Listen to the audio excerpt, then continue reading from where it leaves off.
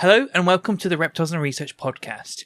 I'm your host, Liam Sinclair, and today's episode we're going to talk to Francis Cosquieri. Now this episode was a really special episode. It's one of those episodes that if you're listening, you may want to head over to the YouTube channel to watch, because when I say that Francis has supplied me with a lot of images, I mean he has supplied me with a lot of images, and I've gladly put them all in throughout the episode, directly correlating, coming up when we're talking about certain species or certain events, certain clutches, certain enclosures, certain natural history pictures and when he found them in the wild, things like that. So if you're going to watch this episode, I highly recommend doing so on YouTube. Now, the focus of today's episode is 3 rat snake species. We're going to go a deep dive into the natural history and care of the Dione's rat snake, the twin-spotted rat snake, and the frog-eating rat snake, or the red-backed rat snake. Those 3 are our target primary species for today's episode. Now, before we actually got into the bread and butter of these species, me and Francis talked about our collections for a little while. We got to talk to Francis about his new additions to his collection. So about half an hour of this episode is just me and Francis talking about general husbandry ideas and our collections and our hobby. And it's a really nice conversation. And then we dive into these 3 species. So without further ado, let's welcome Francis. Thank you so much to Custom Reptile Habitats for sponsoring us. They are helping make all of this possible. You can find the links to them in the video description. Thank you to everyone that continues to turn up to our Patreon show, Keeper Chats. It's amazing to touch base with you guys face to face each month. Your support in running the channel is really appreciated. If you would like to join us over on Patreon, you can join us at patreon.com/reptilesandresearch. And finally, if you enjoy our content, please share it on social media to help other nerdy keepers like you. Well, thank you for coming on, Francis. Before we go into the target species of the episode, what I'd like to do is go into everything that's been going on with your collection recently, because I know you've been putting on Facebook. You've bought a lot of species recently, or a lot of individual snakes, shall I say. And I'm interested to hear what's going on with your collection. Well, hello again. Thanks for having me back. You'll have to excuse me if my voice breaks down. I've had a chest infection for the last few weeks, but I think we're just about there. My collection is it's doing pretty good, actually. We're in that kind of time of year where I'm waiting for a lot of eggs to be laid. I know a lot of people have had eggs being laid already. I'm just sort of waiting for those little final relay sheds and then stuff laying. So I've got, just in here, I've got Russian rats, Korean rats, a hybrid Russian and Korean rat, which I've paired up with a Korean rat for the first time and seen what's happened. And that's actually seems to have resulted in eggs. So I'll be curious as to what comes of that, although I probably won't be releasing them into the wider hobby. What else? Coach whips. I've got at least 2, if not 3 coach whips. Sorry. At least 2, if not 3 coach whips gravid at the moment, although sadly not the prettiest one. Twin-spotted rat snakes, I've got 2 of my 3 females gravid. Japanese rat snakes, of course. Diones. At least one of the Samophis in the other house has. So yeah, it's being a pretty productive year. I probably will have more Madagascar ophis later on. And then, yeah, as you said, I have kind of broken my unspoken rule and actually gone and bought a few new pairs of animals this month from Crystal Palace Reptiles, starting with what have immediately become one of my favorites, a second pair of Elafe Tenura Grabowski, which are the Borneo beauty snakes or Borneo cave racers. I already had a sort of a dark blue pair, which I got from Crystal Palace in, I'm going to say 2019, although it might have been a year earlier. But they're the dark sort of greyish ones. And more recently, they've had an import of the Sumatran ones. I think it's the ones that they've got are Sumatra, which are the canary yellow ones. And I've sort of been watching them for a while. And eventually I was like, yeah, I've got to make room for some of these. So I've got a pair of long-term captive wild-caught Sumatran Grabowski. which are, I mean, if you've not seen them, they're absolutely beautiful. They're very long. I mean, if you've seen Ridley's cave races, they're like that, but just bright yellow with a sharp black post-ocular streak. And they are just absolutely gorgeous. I'm really happy to say that they are eating and doing everything that they should already. So obviously they're in quarantine. I've only had them for a few weeks, but I've had one of them shed, and it's I've been gushing about them nonstop. I got a large, quite an old Vietnamese blue beauty snake, so Elaphé tenura caliceanius, which is a subspecies I've kind of always avoided because they get so large. I mean, you may or may not know I'm a massive fan of beauty snakes, but the caliceanius are probably the longest, and there are records of them getting to about 11 feet, so they can get quite large. But this one is quite an old specimen, and it sort of seems to have maxed off at about 8 feet. So I bit the bullet and went for him, and he was a really attractive specimen, what Schulz called the Vietnamese yellow beauty snake. So they're often called the VBB, the Vietnamese blue beauty, because they become a kind of slaty grey or like dusk blue kind of color. But a few of them remain yellowish, and they keep that sort of bright yellow coloration. So they've kind of got like that blue-grey with yellow, which I find really appealing. What else? I got a pair of San Diego gopher snakes. So I may have mentioned on here or on Animals at Home before that I've got a pair of bull snakes, and I actually, of the common colubrid genera, the North American colubrid genera, I actually always stayed away from Pituophis, because the book that I had to begin with, from 1987, labeled them as unruly, difficult to work with, kind of violent snakes. As a kid, that struck a chord. So I always kind of avoided them because they're quite large as well. And I got my first bull snake in 2010, and I got a second from, I think it was Faye DaCosta in 2018, a pair for him that I've been growing on. And I've always wanted more. Like, there's a lot in that genus that I would love to keep, and I kind of came to them late, much later than rat snakes and king snakes. So like Depe and Depe Jani, the pine snakes. I mean, they're all really gorgeous, but of course there's only so much, because they're large snakes, large colubrids, there's only so much space you can give for animals that can get 6 to 8 feet. With the majority of the world's rat snake species already under my roof, obviously there's a limit to the number of snakes I can keep of that size, given the stipulations in terrarium size that I impose on myself. So I've always kind of avoided them. But I kind of I saw a really nice pair of unrelated anectens, so Pituophis, Catenithera anectens, and I just, okay, fair enough. They don't get quite as large, so a 4x2x2 each should be fine, I would think. I got also something else that I've been really after for a long time, which were Lycanura, the rosy boas, which a very dear friend of mine, Melissa Bear, who was also one of the founder members of AHH, is a massive fan of, and she's kind of been saying for years, you like Diones, you like the smaller snakes, you're going to like rosy boas. Sadly, they're not as common in the UK as they are in the US. We have a few people breeding them, and we've still got a few bloodlines, but I've seen them around, and I've kind of never taken the plunge. And this year I was like, this is going to be the year. So I got a pair of those, again, unrelated.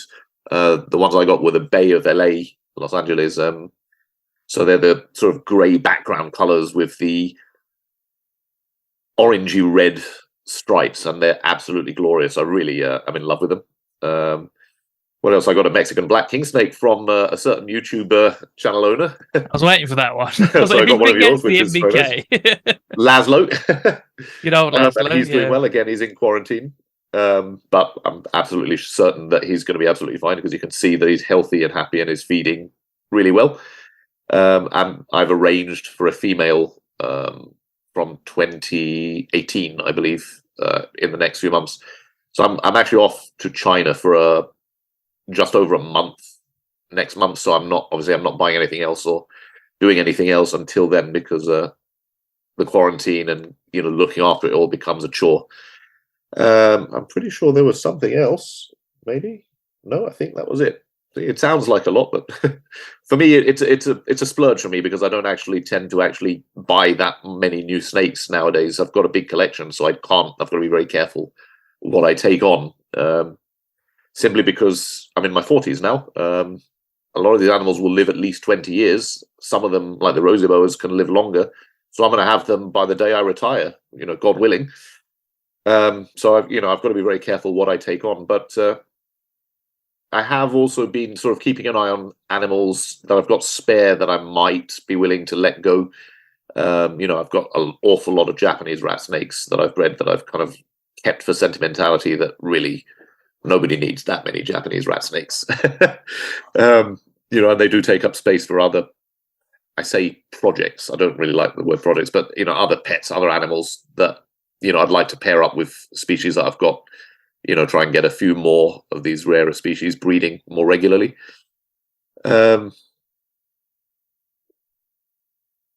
Something sort of niggling in the back of my mind that I've forgotten, but I don't remember what it is. So I think that's it. Since we last spoke, I'm not sure if I had all of them then, but I did get a pair of four-line snakes from Chaz last year. Very nice, well grown on, male and female, unrelated. I like those a lot. I had a few already, but they're the kind of snakes that when you see them, you've got to go for them because they're not all that common anymore. And also, I took the plunge and I got a pair of leopard snakes, which I had before and was less than enamored of them, but that was back in my tub keeping days. So I thought, I've got a lot of other Zamenis here. I'm going to, give them another go. And I'm really enjoying them, actually. They're young ones. They're just up here. And, I'm finding a lot more enjoyable about keeping them now that I'm using all the correct lighting, space, glass enclosures, overhead heating. They're out and basking quite a lot now. And they're growing quite quick. So, wow. Sometimes it's worth giving them second chance, Yeah, I get you. Like, it's a whole new way of experiencing them. It's not the same snake, is it? Let's be honest. Behaviorally, it's not even the same animal. So it's a whole new way of keeping them, a whole new way of experiencing them. So your collection, then, have you got anything that's not a pair, just singular animals? So yeah, I've got lots of animals that are single. I try and avoid that now as much as possible because I've just had the heartache of having, because I quite like my rare and unusual snakes, historically. So if I see something that I've not seen before or not kept before, or that there just isn't much literature on, in captivity, I quite often will buy it, but the problem there is that if you don't happen to get more than one of them, the odds of seeing them again might be quite low. And, time and time again in my life, I've had this kind of heartbreak where I've spent years looking for a pair to go with a particularly rare or interesting species and never found them. So, I used to keep Oxybellis fulgidus, which was 16 years in captivity, as far as we know. It was an adult as long as it was imported. And I never found a pair for her. Recently, there were some available, but they kind of fell through.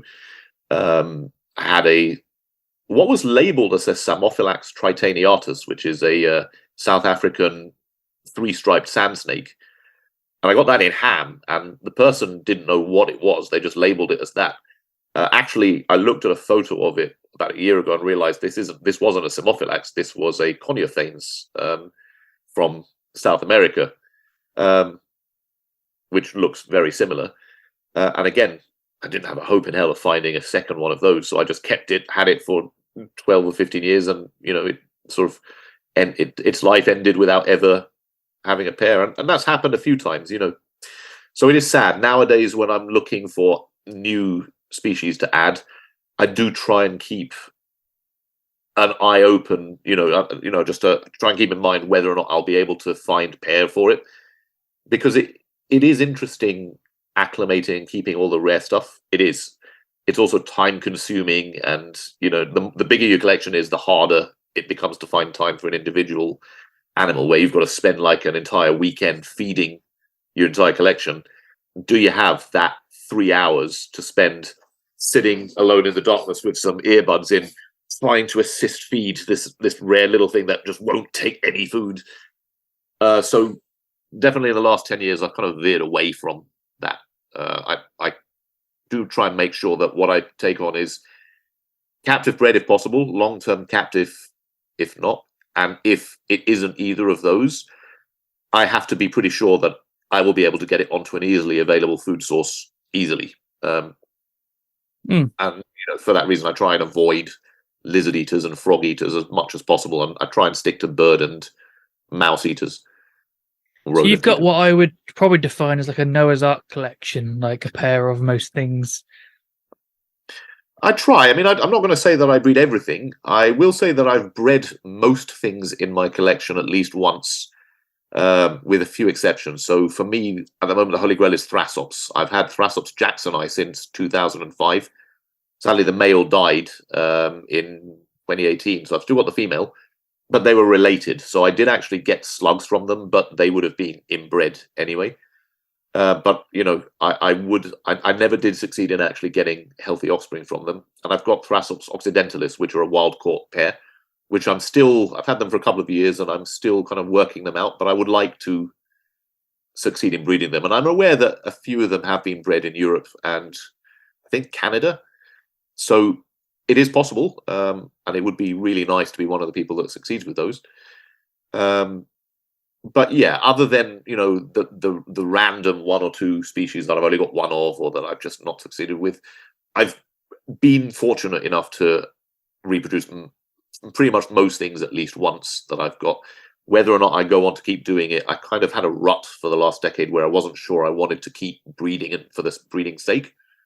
And nowadays, kind of mainly nudged on by my wife, who kind of sees the fiscal opportunity a bit sort of more importantly than I do. I'm starting to pair things up. If I've got pairs, there's no reason not to breed them, and release them into the hobby. Although I am helped now in that I've got good avenues of selling the babies, because that's the problem. The thing is, you can breed. It's easy to breed snakes. That as organisms go, with a few exceptions, most snakes, you put them together and they will mate and they will breed if they're healthy, and sometimes even if they're not, and you get babies or eggs, and that's not a difficult process. It's not the pinnacle of keeping, in my opinion. The problem later then comes, what do you do with all these babies? And obviously, the more babies that you've got, the more it costs to feed them week by week. And then, are you advertising them online? Are you selling them to pet shops? Like, where are you selling them? Like, by word of mouth? One thing I found was, especially for the rare species, you'd think that they'd fly off like cakes off the shelf. And like, no, what I found was that for a lot of species, like flying snakes, for example, you breed them, or whip snakes, and everyone will be interested in asking questions and wanting them. Oh, when are you having them? I want some. And then when the time comes that you've got them, and you're like, here, I've got them, they're feeding, they're only like 12 centimeters long or 6 inches long, but they're doing okay. Suddenly everyone sort of disappears. They don't want them anymore. My experience is similar, yeah. Yeah, my suspicion is that they're kind of a bit nervous about taking on oddball species, like species that they're not familiar with. Maybe there's an element of not wanting to spend the kind of money on a species that they're not sure are going to succeed. But, again, the animals, as long as you've got them feeding, they grow and they feed just fine. So what I found myself doing is I found a couple of good pet shops that I know sell well. Chaz being the prime example. I happily will take everything I have up to snakes and adders, because I've sat with him for like 6 hours 3 or 4 times and just watched how he sells. And I've seen him refuse to sell to people that obviously don't know what the hell they're talking about. I've seen him push for the correct kind of care, selling the right type of equipment. So I would be I'm confident that, like, if my animals go there, they are not just sold to whoever comes into the shop. There's an element of care and duty. Same with Crystal Palace, like Crystal Palace Reptiles. I would, sell animals there too. And I find that it just takes a lot of the hassle out of finding places for your babies to go to. I experienced a similar when I produced these MBK babies, and so many people were like, oh yeah, I want one. Like, I want a Reptiles and Research MBK. And then I was like, hold off, let me like get them established, blah blah blah blah. When it came to it, I was like, all right, they're ready, and it was like crickets. I was like, okay. So I had one that wasn't to do YouTube, someone just wanted an MBK. And I sold them an MBK at Christmas for their son. Secretly, it was him as well, wanting the MBK as well. So he was like really invested in it. He was like, I've got corn snakes and stuff. He was like, I just want to get like an MBK. And I was like, well, the care is like very similar. So I was like, I wouldn't be worried about you taking it. And then like he gives me updates all the time now, and this show me like with UV climbing, it's great. I'm like, that's such a good feeling to know like that snake's gone on and done really well. So then there's other people that are like, I had an interaction with someone that was like, "Oh, how much a snake?" And I was like, at the time they're 200. He was like, "Okay, cool." And then like he went elsewhere and bought one for really cheap for 100. And he was like, he came up to me and he was bragging. He was like, "Oh yeah, I just bought a cheap one elsewhere." And I was like, "Okay." And then he was like, "Do they normally bite themselves?" Do they normally bite themselves? And I'm like, "No, not particularly." He was like, "It keeps on biting this one spot," and I was like, "Oh, okay." And then like a week later, it died, and he was like, "Can I buy an MBK off you?" And I was like, "No, Yeah. no, you can't." So I'm doing what you're doing. We're driving up to Exotics of the World with like Ashley Norman, and I'm just going to sell a load, 5 of them to him. Yeah. In terms of the breeding, like until you actually experience it yourself and you see how behaviorally like they get into like pair and lock and do things, and like even like the twitching behavior between like counterparts, and then like when she was done she would like ride his back and twitch to try and get him to leave the area. It was weird. Like it wasn't like she was trying to go again, because I watched and I thought maybe she was like get ready for round 2 sort of thing. And I just stood there watching, and she rode his back and like kind of like twitched, and like he was fleeing, and she was like trying to get him to leave. So I actually opened the doors because they're basically like next to each other. So I opened both doors, and he left and went back into his own bit. That was like They're not as stupid as people think. they aren't. No, I didn't even pair. I didn't pair them. I just opened both glass doors, and he just ventured in Come there. and beat each other. I mean, I know, right? like I said, there was a rut for about 10 years where I wasn't breeding that much. And believe it or not, it was actually a rat keeper that kind of got me out of that. And we were having a conversation about enrichment and, just the usual, is it good for them, racks versus tubs, or rather minimalist versus enriched and so on. And he kind of hit me with a bit of a broadside that really made me think about, this was about 10 years ago now. And the idea is, if you're going for enrichment, well, that's fine. Enrichment is great. And you won't find anyone more that will extol the virtues of enrichment and naturalistic or semi-naturalistic keeping than me. But the thing is that if you are actually going to follow that logically, well, of course it's enriching to let them breed. And the snakes that we're going to talk about today, like Dione's rat snakes, for example, they come out of hibernation, and there's a good few months where the males are literally like turbocharged, going all over the place looking for basically something to screw. If you're not allowing them to do that, then what's the point? In a way, like all the enrichment in the world, you're not allowing them to fulfill their main desire for that season. And that actually really kind of took me aback. It got me thinking. And that's part of the reason now where I actually try and breed what I have. You don't have to incubate it. Corn snakes, for example, there's no need for corn snakes. I've got a few pairs of corn snakes, and I let them breed. Last year, I hatched out 5 or 6 of them because somebody wanted them, who then again didn't want them afterwards. But the thing is that a lot of eggs, you let the female lay, and then the eggs you can use as food for other animals. So like my coach whips, my oligodon, small skinks, they all will eat the eggs. So it's not that you actually have to hatch everything that you breed. That's the important thing. But letting the animals go through that cycle, and we are cycling them yearly. Sometimes quite harshly. We're reducing the temperatures to like 10 degrees or lower. That is related to breeding. I mean, I don't believe that you have to do that only if you're breeding. But if you are actually cycling like that, then you may as well let them breed. Being careful not to overbreed, obviously. I mean, I'm very worried about females multiple clutching in a year, and so on. But again, in captivity, that's less of a problem because you can control the food input, the energy input. You can control how many times they're mating. You can control the temperatures that they're kept at. You can make things comfortable for them, ideal, so to speak. So it's less of an issue. So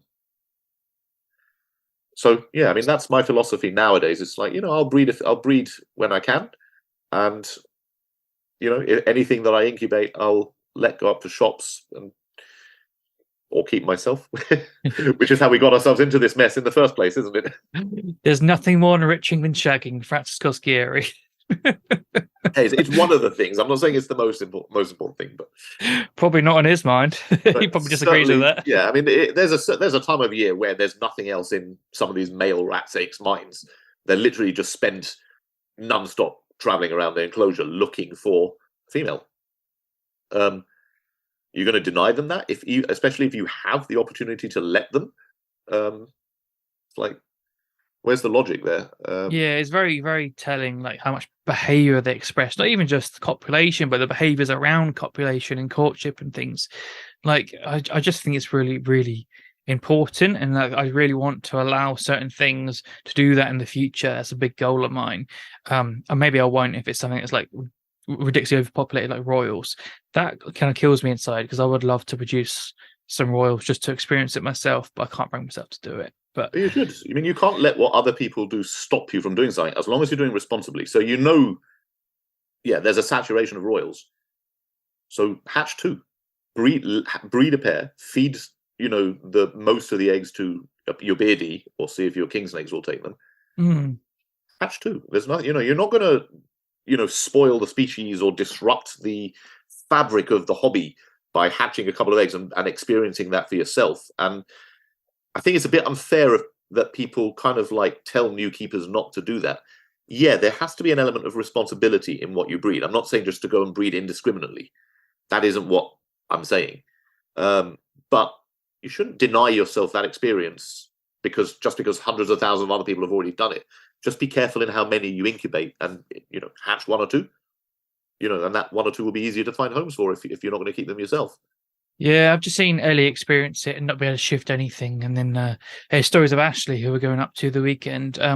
All the local raw python breeders can't shift stuff. They offer them hatchlings for $5 each for a shop, so he's buying them up. But like stories like that make you think like, but yeah, maybe a couple. I would like to let her experience maternal incubation, but that's the opposite end of doing that. So I don't know. We'll see. That royal's not even the Viv yet, so that's way off in the future.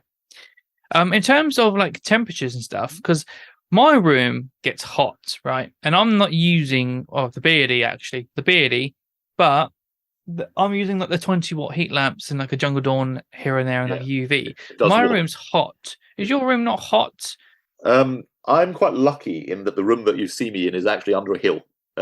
So it actually maintains a really nice temperature in summer and winter. So yeah, it's warm.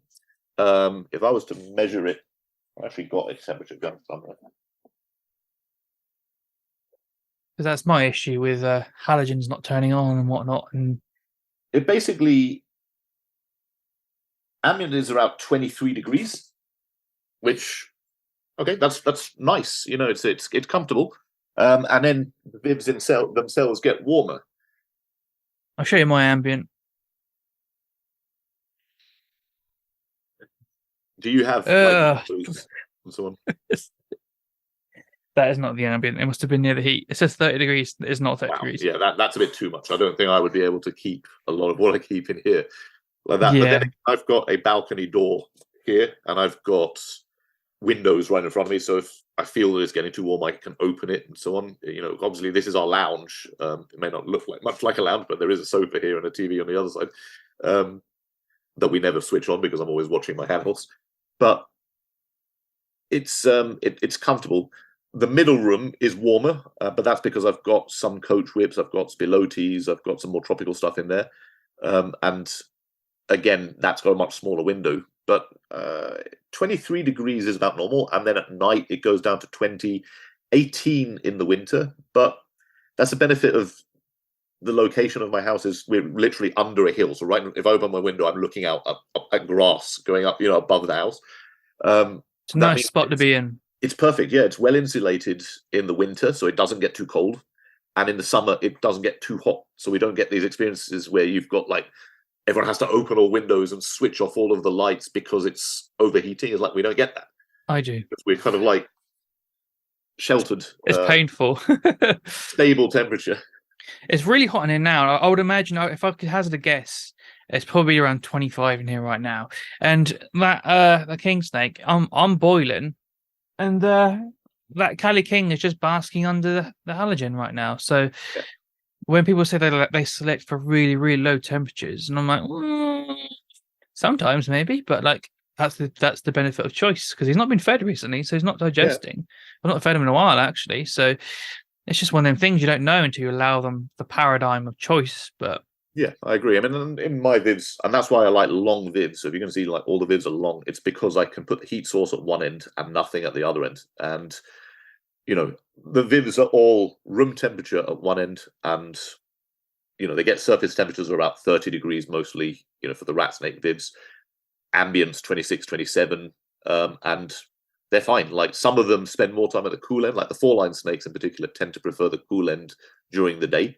But then in the mornings and evenings, they'll move over to the warm end. Whereas things like Samophis, whip snakes, they're just always at the warm end, to the point like sometimes you have to just upgrade the lighting because they just can't get enough of it. So you're obviously stacking Bavaria. I'm going into I'm just looking at your background, and I'm like, I would have such problems if I did it your way here. Like the transfer of heat was a real problem as to what. That's why I made these separation barriers, and then ended up having to slot things in between. But I mean, I had to sort that. But do you not have problems with heat transfer up?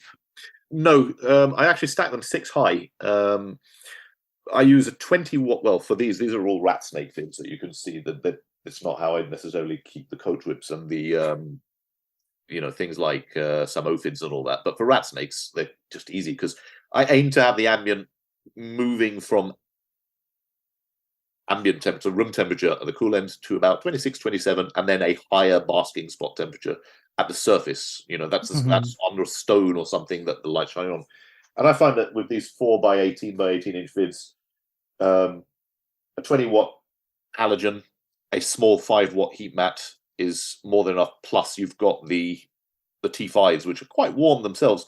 So what I find is that the T5s, I had to change them from the full length of the Viv to half the length of the Viv, and I actually think that's better because you get a darker area as well. So you get that gradient not just from hot to cool, but light to dark. Also, as I'm sure you found, the T5s warm the bottom of the above Viv gently. But the thing is, that's you use that. You don't fight against it. You use it. That's the equivalent of having a low wattage heat mat during the day. The actual ground will be warmed. The important thing is that you've, as I keep saying, and as I saw somebody post in your king snake group, you have to allow the animals to get off the ground if they want to, and that's if half the ground is warm, then give them plenty of branches and rocks and stuff so they can get off that onto an area that's not as warm. Give them like high hides or like sky hides or whatever. Give them like nest boxes. Just offer them different choices, and you'll see what they prefer. I'm going to be honest. I don't find that my animals tend to mind the heat. Excuse me. But that's because I've got rather gentle heat. If I was to use the kind of equipment that I use for whip snakes and so on, I've got to take a lot more care with that and use much larger enclosures because that heats up a lot. So, I mean, with the coach whips, I'm using 80 watt par 38 bulbs, doubled, and also 2 fluorescents. And that, shining down onto the rocks, that makes the rocks really hot, 70 degrees, just under 65 degrees. And I've actually upgraded those in the last few months, and I'm getting really good results with them. But with that kind of equipment, you've got to be much more careful in how you insulate the Viv above. So you put like polystyrene, a layer of polystyrene in between, and that mitigates the worst of it. So when you're putting in your little 5 watt heat mats, are you putting them on top of the substrate or at the base of the Viv and the substrate on top? I just put them on I duct tape them to the bottom of the Viv because they're just 5 watts. I've no fear that they're going to overheat or burn anything. They're not powerful enough. So I duct tape them on underneath, and then I put the substrate on. And what I find is that the animals just don't use them. I have very, very few animals that I ever see curl up on them. My thinking with them was something that Roman Murin kind of experimented with. he had a small 5-watt heat mat on a ceramic tile, and what he used was PVA glue and sand, and he made kind of like a brick around the heat mat with a little stat in it. And he actually made a few of those and was placing them as basking spots. So the actual brick itself he'd put underneath the halogen, and the snake had the choice of going underneath it, on top of it, getting the exposure to the halogen underneath, sitting underneath it and getting the the warmth from the heat mat. I did try that, and to be honest, with my animals, they just didn't seem to really care about it. So I just duct take it. So my intention with them is that it gives some of the animals at night a small localized patch of warmth. I'm not going to say heat because they don't warm up that much, but just warm enough that it mimics the convection off asphalt on a road, for example. So if they're going to crawl onto a road at night or a flat rock at night, that if they got the option, they can. And I've got to say, very few of my snakes ever use it, which is really weird. I thought that I was going to see them on it all night, but no. Apparently, they don't seem to really care about it all that much, which I find really surprising, to be honest. The only ones that I've seen regularly use it were diadem snakes, Spelerosophis, not Litorhynchus. What else? Some of my younger ladder snakes use it.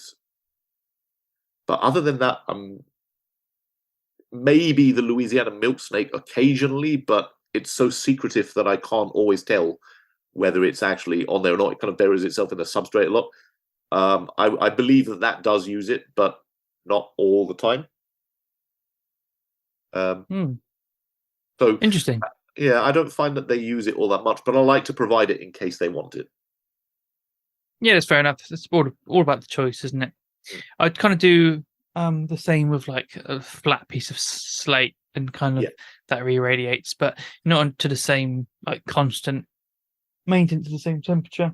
I think that mine prefer that, like, because I have that in all of the enclosures as well. I think I showed in the last one, like those big, slats of crazy paving, and that's what I put underneath the halogen, or some tiles, roofing tiles with that slight curve in them, and yeah, they'll go under that perfectly fine, and they'll sit on it when the halogen's shining. That they like, but they don't seem to like the heat mats all that much for some reason. Strange. Right, I'm gonna move us along to the species that we're targeting today. Otherwise, me and you are going to talk for hours before we even get to the start of the episode. So let's start. Which species did you... We're talking about 3 species. So which species did you want to start with? We'll start with the best snake, bar none, as a pet, in my humble opinion, which is Dione's rat snake, or Dione's rat snake, depends how you pronounce the name, which is a small... I'm going to say Asian, but it's Eurasian. It's a small Eurasian rat snake that is pretty much the most ideal pet snake that you can find, in my opinion. I suppose if I was going to have a toss-up, it would be between Dione's rat snake and the Russian rat snake. If you like your snakes a bit bigger, Russians. And if you like your snakes a bit smaller, or you're a bit scared of a larger snake, which beginners are, beginners do tend to get a bit scared of the big, impressive, snakes, even like the Russian rat snakes. Dione's rat snakes, because they only get 3 feet long in general, something with some leeway. So Elafe Dione, named by Pallas in 1773 or something like that, named for Dione, the Greek mother of Aphrodite, or in Roman mythology, the mother of Venus. And I mean, if we're going to talk about them, I suppose the first thing that comes to mind is their range. Like, they have an amazing range, one of the largest ranges of all reptiles, let alone snakes. I mean, if you're going to like quantify that, you've got the northern adder, Viperoberus, and the grass snake, Natrix or Natrix helvetica, both of which range from Western Europe all the way across Asia, Russia, to Korea. In other words, almost the complete width of the largest, continents in the world, Asia and also Europe. Zootoca vivipara, the common lizard, is also one of those. Dice snakes, Natrix, Tessellata, have a similar range. But up there with them is Elafe Dione, which occurs from eastern Ukraine. I think the Sea of Azov is its westernmost limits, all the way in a band across Eastern Europe, Georgia, all the way across Asia, Russia, Azerbaijan, Tajikistan, Kyrgyzstan, Kazakhstan, Turkmenistan, Afghanistan, Uzbekistan, all the stands. All the stands. All the stands is going all across the countries that end with stan. It's going across northern Iran, all the way across Mongolia. Apparently, it's been recorded in Turkey recently, 2003. And then from eastern Russia all the way to Korea, northern and southern Korea, and China. And in China, I've actually seen quite a few of them. So, I mean, because as you'll know, I travel to China a few times a year, or I did before COVID. And they're quite common there. They're one of the most common terrestrial snakes in northern China. So you do encounter them quite a lot. But that's where things get interesting. And that's why we're going to tie it in with another species, which is the twin-spotted rat snake, Elaphe bimaculata, because the two are so similar that they've been misidentified across the range. So the exact range of Dione's rat snake and the twin-spotted rat snake, it's a bit up in the air. So what we do know is that Dione's in China is definitely found in Beijing, Shandong, Heilongjiang up in the north, Liaoning, Dongbei, Inner Mongolia, Shaanxi, Gansu, up in the north and central north, and Xinjiang. There are records of it in places like Jiangsu, Zhejiang, and so on, Sichuan. I think that the new kind of understanding is that the Yangtze River forms the southernmost border of their range in China. So the Dione's rat snake hits the Yangtze River at the south, and then on the other side of the Yangtze, that's the northernmost border for the twin-spotted rat snake. So that comes up from the south. And a lot of the range that was formerly attributed to the twin-spotted rat snake in China is erroneous. They don't exist in northern China. And that's really interesting because when I first started going to China in 2014, obviously the first thing that you do is you start looking at all the national parks near where you're going to go, near where my mother-in-law lives, and you start formulating a list of target species that you want to see. And of course, Elaphe dione is up there. Russian rat snakes are up in the north of China. Korean rat snakes, king rat snakes. I wanted to see all of them. Beauty snakes and twin-spotted rat snakes. That's odd. I didn't think that they got that far north, but there they are. There were records of them in Songshan National Park off Beijing.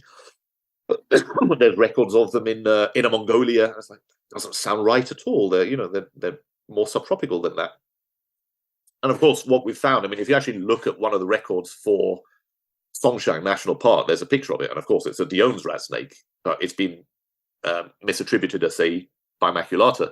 Same for the Inner Mongolian specimen. It's a Dione's. You can see it's obviously a Dione's rat snake from that locality. In fact, a university that I went to in Xi'an had quite a good reptile collection from Shaanxi, including the Qinling Mountains, and they had a jar of rat snakes labeled. One of them is Elaphe davidi, which is a species that we're not going to touch on in this episode, but it's another small, similar-looking species from China and Korea, and Elaphe bimaculata. And of course, the entire jar was full of Dione's in both cases. And I was looking at them, and I was trying to get this across to the curator in Chinese. So I was sort of doing this via discussion, and eventually we kind of agreed, yeah, okay, they're Dione's. I think they got relabeled. Across that range, and this is the other interesting thing about Dione's, they're probably the most variable snake species there is. If you don't factor in royal pythons with their myriad of crazy morphs, because okay, what humans have done with royal pythons is amazing from a genetic perspective. I'm not much interested in morphs, but I can appreciate that massive diversity of color forms. Dione's rat snake is one of the few other snakes that can really approach royals in terms of variety of pattern, variety of colors. You may have seen pictures of jet black, completely black Dione's rat snakes, red or super red Dione's, which are literally like a glowing bright red, reticulated pattern ones, tenebrae pattern ones. You've got striped ones. You've got bronze ones. In China, you've got, which I'm really, really looking to find some, because I've seen images of them on Chinese TV. They're grey with orange cheeks, and they look just like Ukatokas, which is the third species that we're going to look at, to the point that I actually mistook them for Ukatokas until I looked at them closer. I had to sort of pause the video. I was like, wow, those are Diones. They look nothing like Diones. So there's no subspecies in Dione's rat snake, which is also weird. That's not to say that there aren't, but so far they've not been assigned. And as you might expect from an animal that's that successful, that's that hardy, and that has that large a range, the reason for that is that it is a generalist. So in the west of its range in Europe, it intends to inhabit lowlands, so up to about 500 meters, and that's where it gets its name steppes rat snake. So another common name is steppes rat snake. And that's more the case in places like Georgia and Ukraine, where it's endangered. The further east you go, the more it becomes a species of like mid-altitude. So in fact, even at high altitude. So in the Altai and Caucasus mountain ranges, it goes up to 1,600 meters. So, it's quite high. Around the Ordos Plateau, which I've actually seen them at, that's like 1,380 meters. So, I mean, it can get pleasantly warm in the summer, 24 degrees, but then at night it just goes really cold again. And they're equipped to deal with that. They can deal with like the pleasant, mild day and then a really massive drop at night in temperature. And there is a Russian record. I think, it's in a Russian paper, so I can't necessarily understand everything, but it's above 2,800 meters, which is a really high altitude for a reptile. So, they're a creature that, from the west to the east, they go from the lowlands all the way up into mountainous regions. Around China, Beijing and northern China is a mountainous country. Like, there's lots of mountains there. And then the further south you go, it comes flatter and there's more farmland. I found them in mountainous areas, the western hills around Beijing. I found them in the flatlands, the farmlands of Jinan. I found them in Ordos, which is almost desert or semi-desert, which is in Inner Mongolia. My wife is from there. And I found them in parks. So, oddly enough, like well, perhaps not oddly, but the very first snake I saw in China was a Dione's rat snake, which was cool because I've been keeping them since 1995. So to get out there in 2014 and see one in the wild, like I actually would have rather have seen that than any number of rare species that I've never going to have any chance of keeping. And it was funny because I was kind of like raving before the trip about all the places we were going to go and all the things I wanted to see. And both my wife and her mum were like, oh, hold it, calm down. This is Beijing. It's a city. You're not going to see anything there. I've grown up there and I've not seen any snakes. I don't see any lizards. You might see some frogs if you're lucky. And I'm like, yeah, okay.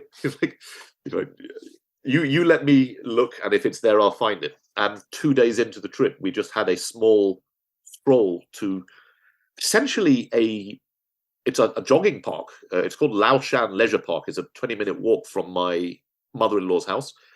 And it's essentially that. It's literally like a series of gardens, small copse of woodland, some dilapidated stone brick walls. And as I was walking along, I saw something yellow move under a stone. And I don't know what the hell. I thought it was a spider, to be honest. It was just something bright yellow, and I didn't think snake. I thought that it was some sort of small spider or bug. But I'm like, okay. I looked everywhere else, and I didn't see anything. So I'm like, I'm going to lift that rock, and I'm going to see what that little spider was. Lift this rock. And the rock was a brick. It was just a small brick. Lift it, and it's a bright yellow neonate Elaphedione. Now, as it happens, the Beijing animals are my favorite. And I've maintained a bloodline of Beijing animals, which came from Giddy Vanderbilt, who is a well-known Dutch breeder of rare Asian rat snakes, for quite some years. I think I got mine in 2008 for that locality. Now, if you haven't seen the Beijing rat snakes, the Beijing ones that we have in captivity, they're yellow, they're gold. They've got 4 olive green stripes, and then they've got some dots down the back. But what's really cool about them is that the lips and the flanks have a pink tone, like a salmon pink saturation. And some of them get duller as they age, and some of them, such as my bloodline, they brighten up. So you get this really intense salmon or rose pink coloration developing on their labial scales, on their neck, and going down their flanks. And for me, that's one of the most beautiful snakes in the world. So not just rat snake, for me, it's one of the most beautiful animals, And to find a fresh hatched specimen, no more than 25 centimeters long, under a brick 2 days into my first trip to Beijing. I was like, of course I picked it up and I took it like in my hand, like, guess what I've got, to my wife and mother-in-law. And they were like, yeah, you're joking, you haven't got anything. I'm like, wrong. Mhm. And what was really happy was how happy my mother-in-law was, because like, obviously there's a stigma with older women that they're scared of them, but no, my mother-in-law really enjoys finding them. I think she actually enjoys it better than my wife does. So she actually really likes going out hiking and indulging me in finding all these rare creatures and seeing them for the first time. And I was like, wow. But what else was interesting was that it was really full. It had a rodent inside it or something. And curiosity kind of got the better of me. So, I'm sure a lot of people watching would find this quite wrong, but I actually made it regurge because I wanted to see what the babies were eating. Because when you're hatching the babies, you're feeding them pink mice. They grade up onto fuzzies quite quick, but it's quite a rare thing to actually get the chance to see what a wild animal that you're keeping is eating. Frog? But no, it was an adult vole. So you've got a Oh. snake that's like that long, less than a foot long, had tackled and overpowered an adult vole and swallowed it. Now, consensus in the hobby is like you shouldn't be feeding anything much wider than its head or like the thing. Nah, these things are equipped to take on stuff way above their weight class. And like baby Diones is actually, I found 2 or 3 now with big bellies full. I don't always force them to regurgitate, but that first time I did, and I preserved it in a small little spice jar full of alcohol just for posterity. Yeah, adult vole, which was really cool. Like, so I mean, it gives you an idea that right out of the egg, or soon out of the egg, these animals are getting out there, and they are predators. They are tackling adult small rodents. Obviously, a field vole is a lot smaller than a lab mouse. Less fatty, smaller, but that's still an impressive thing, and it was a really interesting thing to find. And since then, I found that particular form. I found them up in Panlongshan, the Great Wall itself. So there's a really dilapidated area of the Great Wall called Panlongshan above Gubeikou. So that is one of my favorite places to go when I get the chance to visit. And you can find all kinds of cool snakes there. And, down by the waterfront, you get Rhabdophis lateralis, the legendary meme itself, the poisonous and venomous tiger keelback. You get Alaphe anomala, the Korean rats. You get Orientocoluba spinalis, I don't know if it has a common name, but it's a striped racer that you get there. And these are all living in proximity with the Diones, What else? I mean, so going back to what makes them so ideal, firstly, it is this idea that they can punch above their weight for their size. So if you look at a Dione's rat snake and compare it to some other rat snakes, if you look at a Japanese rat snake or an Aesculapian snake, they're long, thin, and attenuate, almost ribbon-like, which equips them really well for climbing. Russian rat snakes are kind of like in between, they're not as long, in shape as a Japanese rat snake. They're a bit girthier. Dione's rat snakes are girthy, so they're shorter, almost viper-like, not quite. There does seem to be some variation as well. So I've seen that some Russian localities seem to be less attenuate, so they're shorter and girthier, and some Chinese localities tend to be longer and thinner. I don't know if that's really a thing or it's just variation between specimens that I've seen. But in terms of conformation in shape, they're on the short end of the rat snake scale and quite girthy. So they're quite powerful for what they are. If you're looking at the size, they get larger the further east you go. So in Europe, about 3 feet, like 900 millimeters is about average. In China, they get to about 1,500 millimeters. I have seen old records of a 6-foot Dione's rat snake, which I thought was absolute poppycock. Because if you're used to Dione's rat snakes, you're used to 2-foot or 3-foot long animals. I'm holding my hands apart, but you can't see them on the screen. But you're used to small animals, maybe 4 feet. But 6'1", no, that can't be right. And everyone I asked, no, that can't be right. There's no way they're 6 foot. Until 2018, I got an animal that was 149 centimeters. So the largest by a good 50 centimeters Diones I've ever had. And I've got pictures. It's like twice the girth of an adult Dione. So having seen that, I'm like, well, maybe. I mean, it's not outside the realm of possibility that they could get larger. So I wouldn't discount it. I think it would be extremely rare. But no, you're looking at a 3 foot long in general animal. We're looking at animals between 900 to 1,400 millimeters total length in general, which is perfect. It's it's handleable. It's not so small that they're delicate. You can you can pick one up as a beginner. You can be relatively rough with it. The babies are quite small. Interestingly, the babies I find, like when I breed them, I've only been breeding twin spotted for the last 3 or 4 years. But I find that the baby Diones can be smaller than baby twin spotteds, which is weird because the twin spotteds are quite noticeably smaller as adults than the Diones. So I've had baby Diones as small as 16 centimeters long, which is 6 inches is really tiny. And even then, they are chunky enough and solid enough that they will take pinkies right off the bat, like no problem. I've never had problems feeding baby Diones.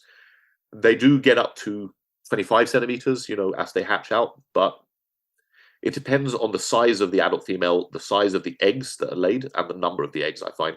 And that can vary even within a locality, I find. So the eggs are about 5 centimeters by 2.5 centimeters. They're quite rounded as well, which is another. I mean, we'll go into the differences between Bimaculata and Diones later on, but they're more rounded than the twin-spotted rat snake eggs.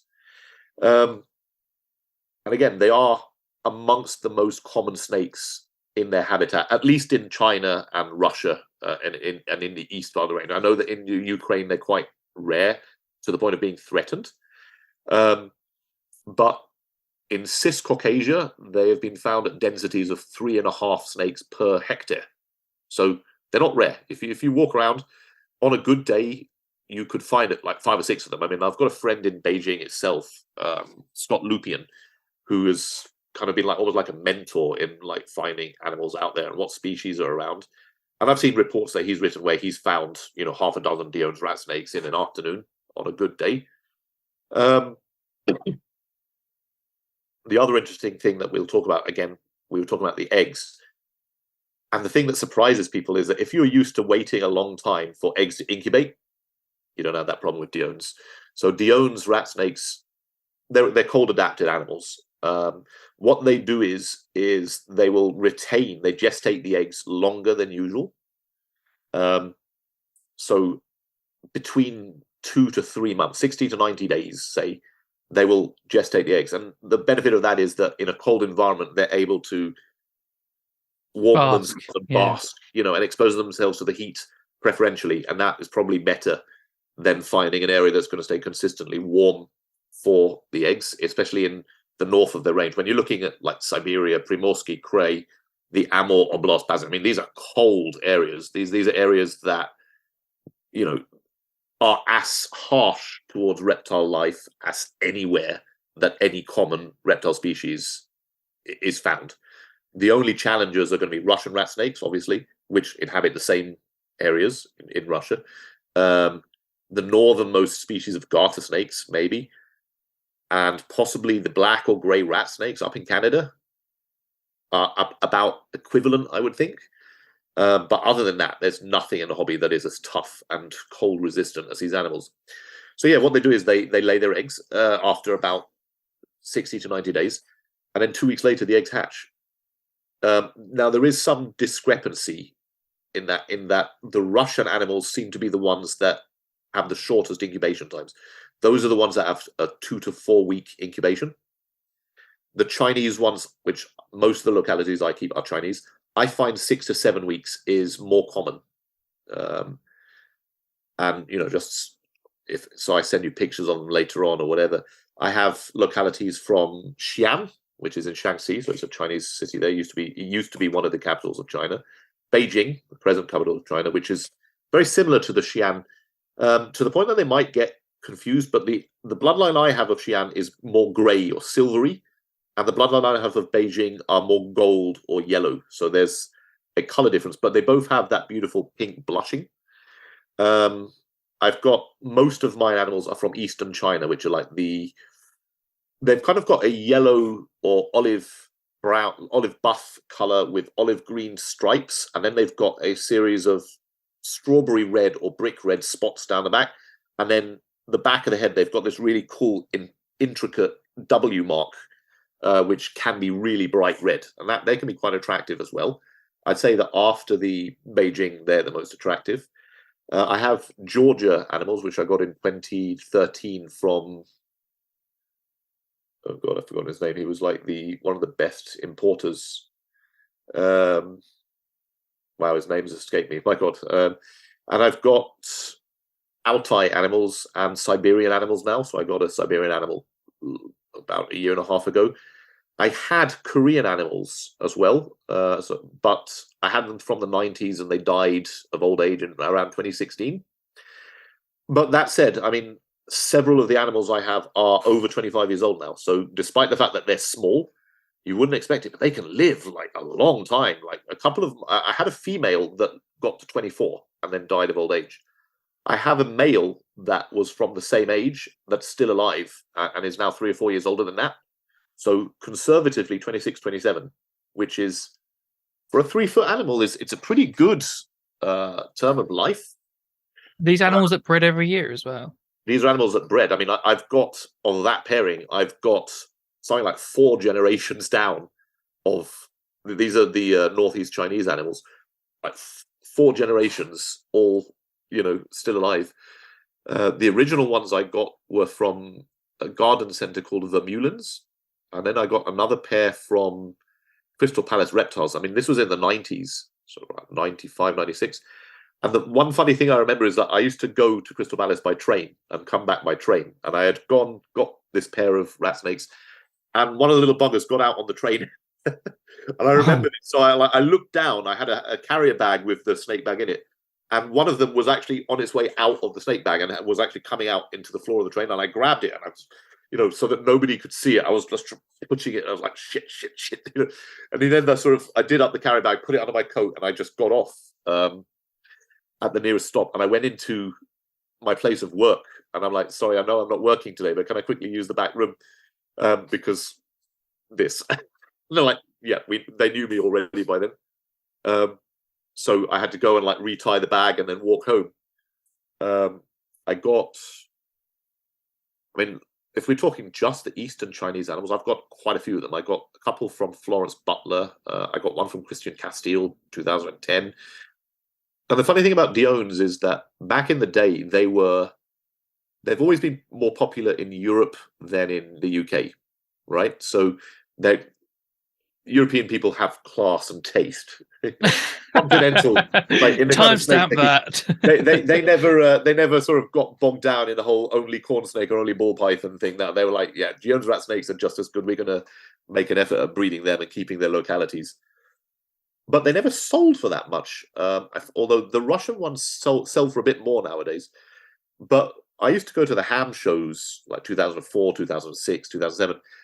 And kind of like one of the weird things was that with the money that I had left from buying the rarer, more expensive stuff, I'd always go and find myself a couple of Diones.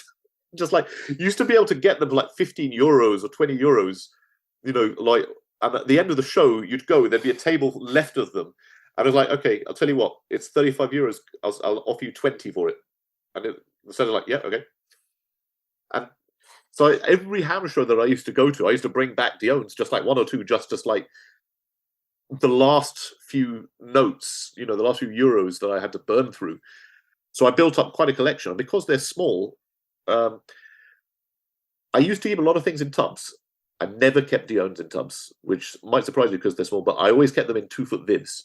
And that accounts for why I've got so many 2-foot vivs. And for a small male, like a 2-foot, because 2 feet to 3 feet, I don't think it's a terrible size. Nowadays, I'm not really happy unless they're in a 3-foot viv minimum, because 3 foot, it gives them a bit more space to explore, and it's large for a snake like that, But there's nothing wrong with a small adult in a 2-foot. Obviously, if you've got anything larger than 2.5 to 3 feet, then you're going to need something bigger. But I used to keep them individually in 2-foot vivs, and they did okay. They were pretty good.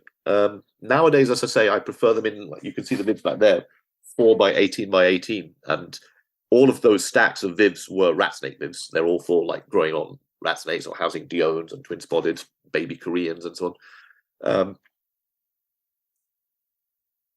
So they're hardy and they're small, which is always a good combination for a novice snake keeper. They also eat pretty much anything. So in the wild, their main prey is warm-blooded, so rodents and birds.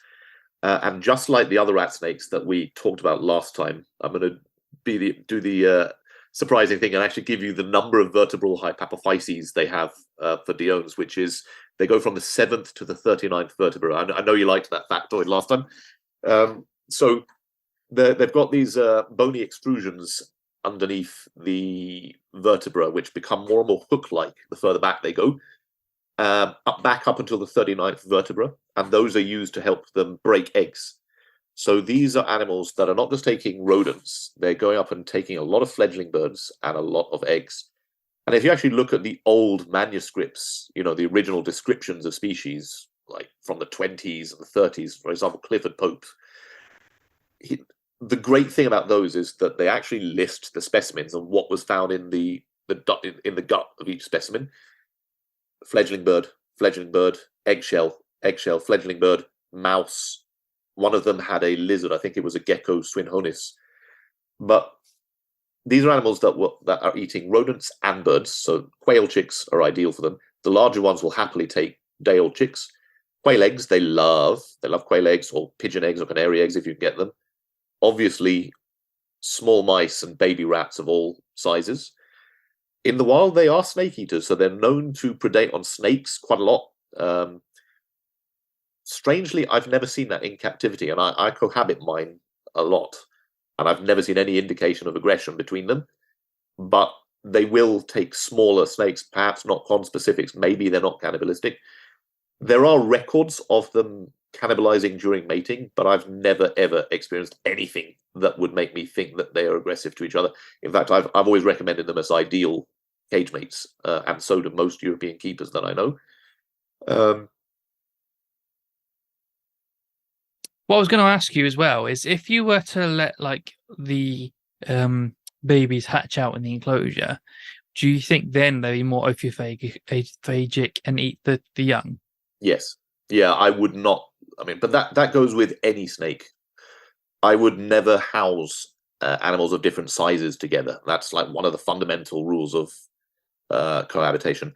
There are some species that it works. There are some species where there's a degree of maternal or paternal protection, but why risk it? There's no need to do that. And to be honest, even if they're not cannibalizing, they have quite a strong feeding response. So if they smell the food on a baby, or if they come across a baby that's not being separated for feeding, which I don't know why somebody would do that, but if you're going to keep them together, maybe people will feed them together, then I've no doubt that a large one would start eating a small one, or eat the mouse that the small one was eating and then just carry on. So no, you never mix conspecifics. Other than that, I mean, I forgot to mention the type locality, which I always like, which was the Irtysh River, Gratchevskoy outposts, which was the salt steppes of the Caspian Basin. That's how it was labeled by Pallas. And that, I think, is why it got the nickname or moniker steppes rat snake. Although they are far from just inhabitants of steppes. They live in like open woodland, graveyards, stone walls, gardens, riversides. I mean, the mountain slopes, foothills, they are truly adaptable animals, semi-desert in Ordos. I think that's about all I have to say on the natural history of Diones. And if we're going to go into husbandry, we can treat all of them together because they all kept pretty much the same way. Okay, if we're going to keep them all the same way, why don't we go into the natural history of the next species? I assume that you've got to go into twin spots now, are you? Yeah. So twin spot Elaphe bimaculata, named by Schmidt in 1925. And that one is actually used to be Coluba Dione. So that actually used to be considered a Dione's rat snake. And that's part of the reason why there's so much misidentification. If you Google twin-spotted rat snakes, I've no doubt that among the Google images you will see Diones. And if you Google Dione's rat snakes, I've no doubt that among the images you'll see twin-spotteds come up. They can be really difficult to to identify, if you're not 100% sure of them. I can tell you the twin-spotted rat snake, the Chinese name is, I'm going to butcher this, but my wife was tutoring me, Shuangbang Jinshu, which means the double-spotted brocade snake. And the Dione's rat snake is Bai Tiao Jinshu, which is the white-striped brocade snake. I like that because if you know what brocade is like fine cloth that's woven with the colors into it. So even then, the Chinese are ascribing these really beautiful colors and patterns to these animals.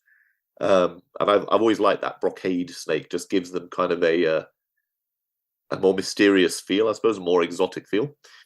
Obviously, bimaculata, bi is two, macula is a spot. So the name for the twin lines of spots. In the hobby, they have been called Chinese leopard snakes or Chinese corn snakes, and I hate both of those names. For the same reason, they're nothing like corn snakes and they're nothing like leopard snakes. There are other species where you get that, where you've got like Chinese garter snakes, which is the third species we're going to mention, Eucatocus.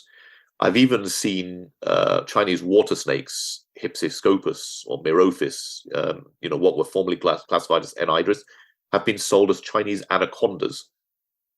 I'm sorry, but if you're classifying an animal which is 3 feet long with the head of a frog with like upward pointing eyes, yeah, I can see that kind of they are semi-aquatic like anacondas, but they're not anacondas and they're nothing like anacondas. I just find that a bit weird. They are strictly Chinese. So whereas the Dione's rat snake is found in a massive belt across the Palearctic all the way to the Oriental realms, the twin-spotted rat snake is only found in China, and its exact range still needs to be worked out. At the moment, it is agreed that the northern border is the Yangtze River.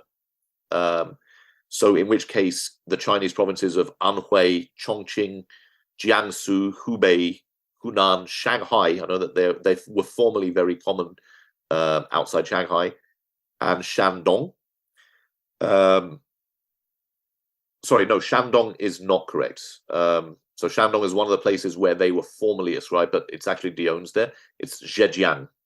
And the type locality is Ningguo, which is in Anhui province, which is like central southern China. I've been near there, and it's really interesting in terms of biodiversity. I've never had the good luck to actually find twin-spotted rat snakes, but unlike Dione's, which are mainly diurnal, the twin-spotted are more crepuscular. That's one of the differences between them. They are more, I suppose, because they come from a warmer, more humid climate, they come out at night more, although they do come out during the day as well. Now, they're interesting because they're actually, depending on what author you look at, there are 2 or 3 morphotypes, in other words, color forms. Schul's labeled 3. So you've got a striped morphotype, which is basically a ground color of yellow or buff with stripes down the back, and they look really nice. And you don't see those in the hobby anymore. And you haven't done since the 90s, except in very rare occasions, maybe.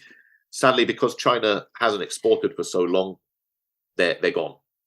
You've got the twin-spotted form, which is the one that looks very similar to a Dione's rat snake in that it's a small buff or yellowish rat snake with 2 pairs of dots going down the sides and then other dots on the flanks, which are usually black barred, or rather black edged.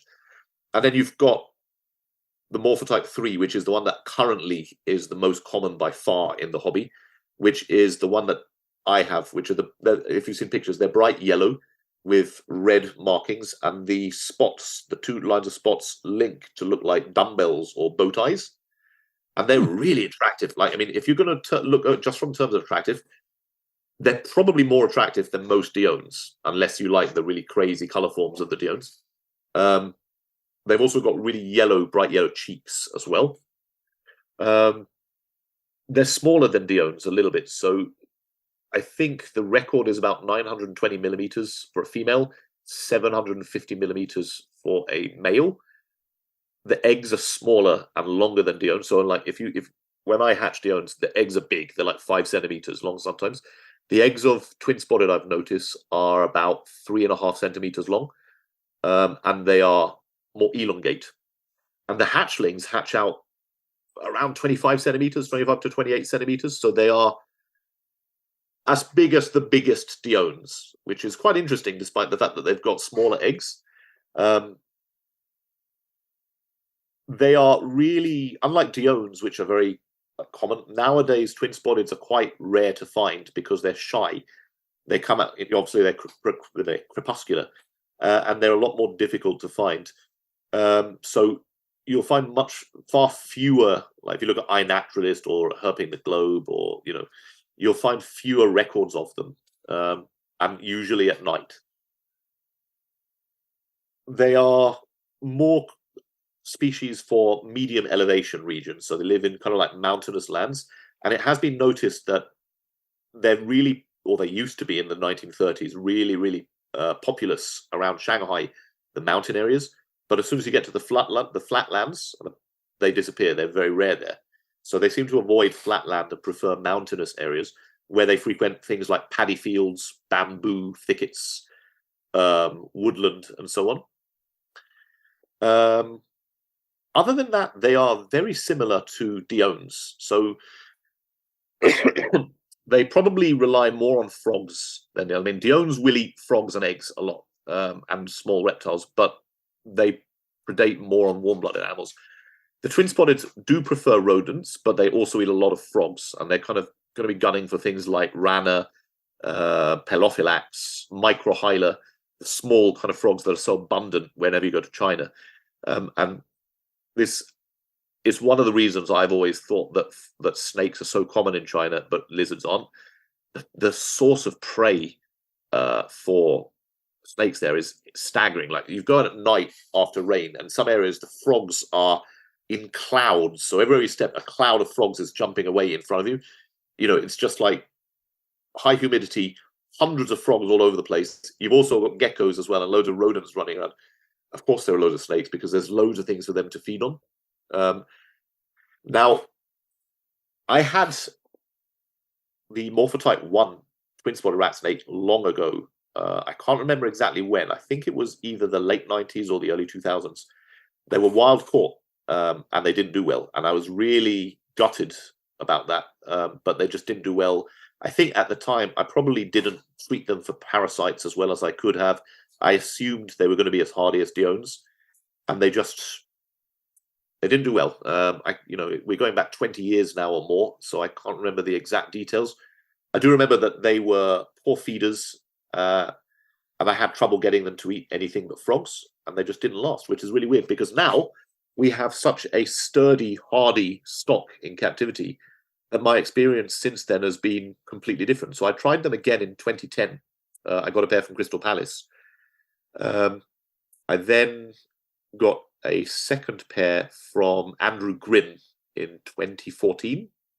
Either the one that breeds the grass snakes. Yes, that's the one. Yeah, and funnily enough, they were the first reptiles that anyone ever bought for me as a birthday present. My wife bought them for me for my birthday.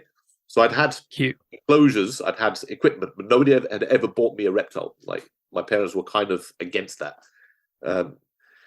Whereas Jenny bought me for the first time a pair of twin-spotted rat snakes, and I was like, yeah, it was very nice. And then the last pair came from Joe Brabin of JTM Exotics via Roman Murin, who had taken on his pair to set up an experiment with an 8-foot tank with different types of lighting, different types of heating. He had a rub in there to see whether or not they preferred going into the tub.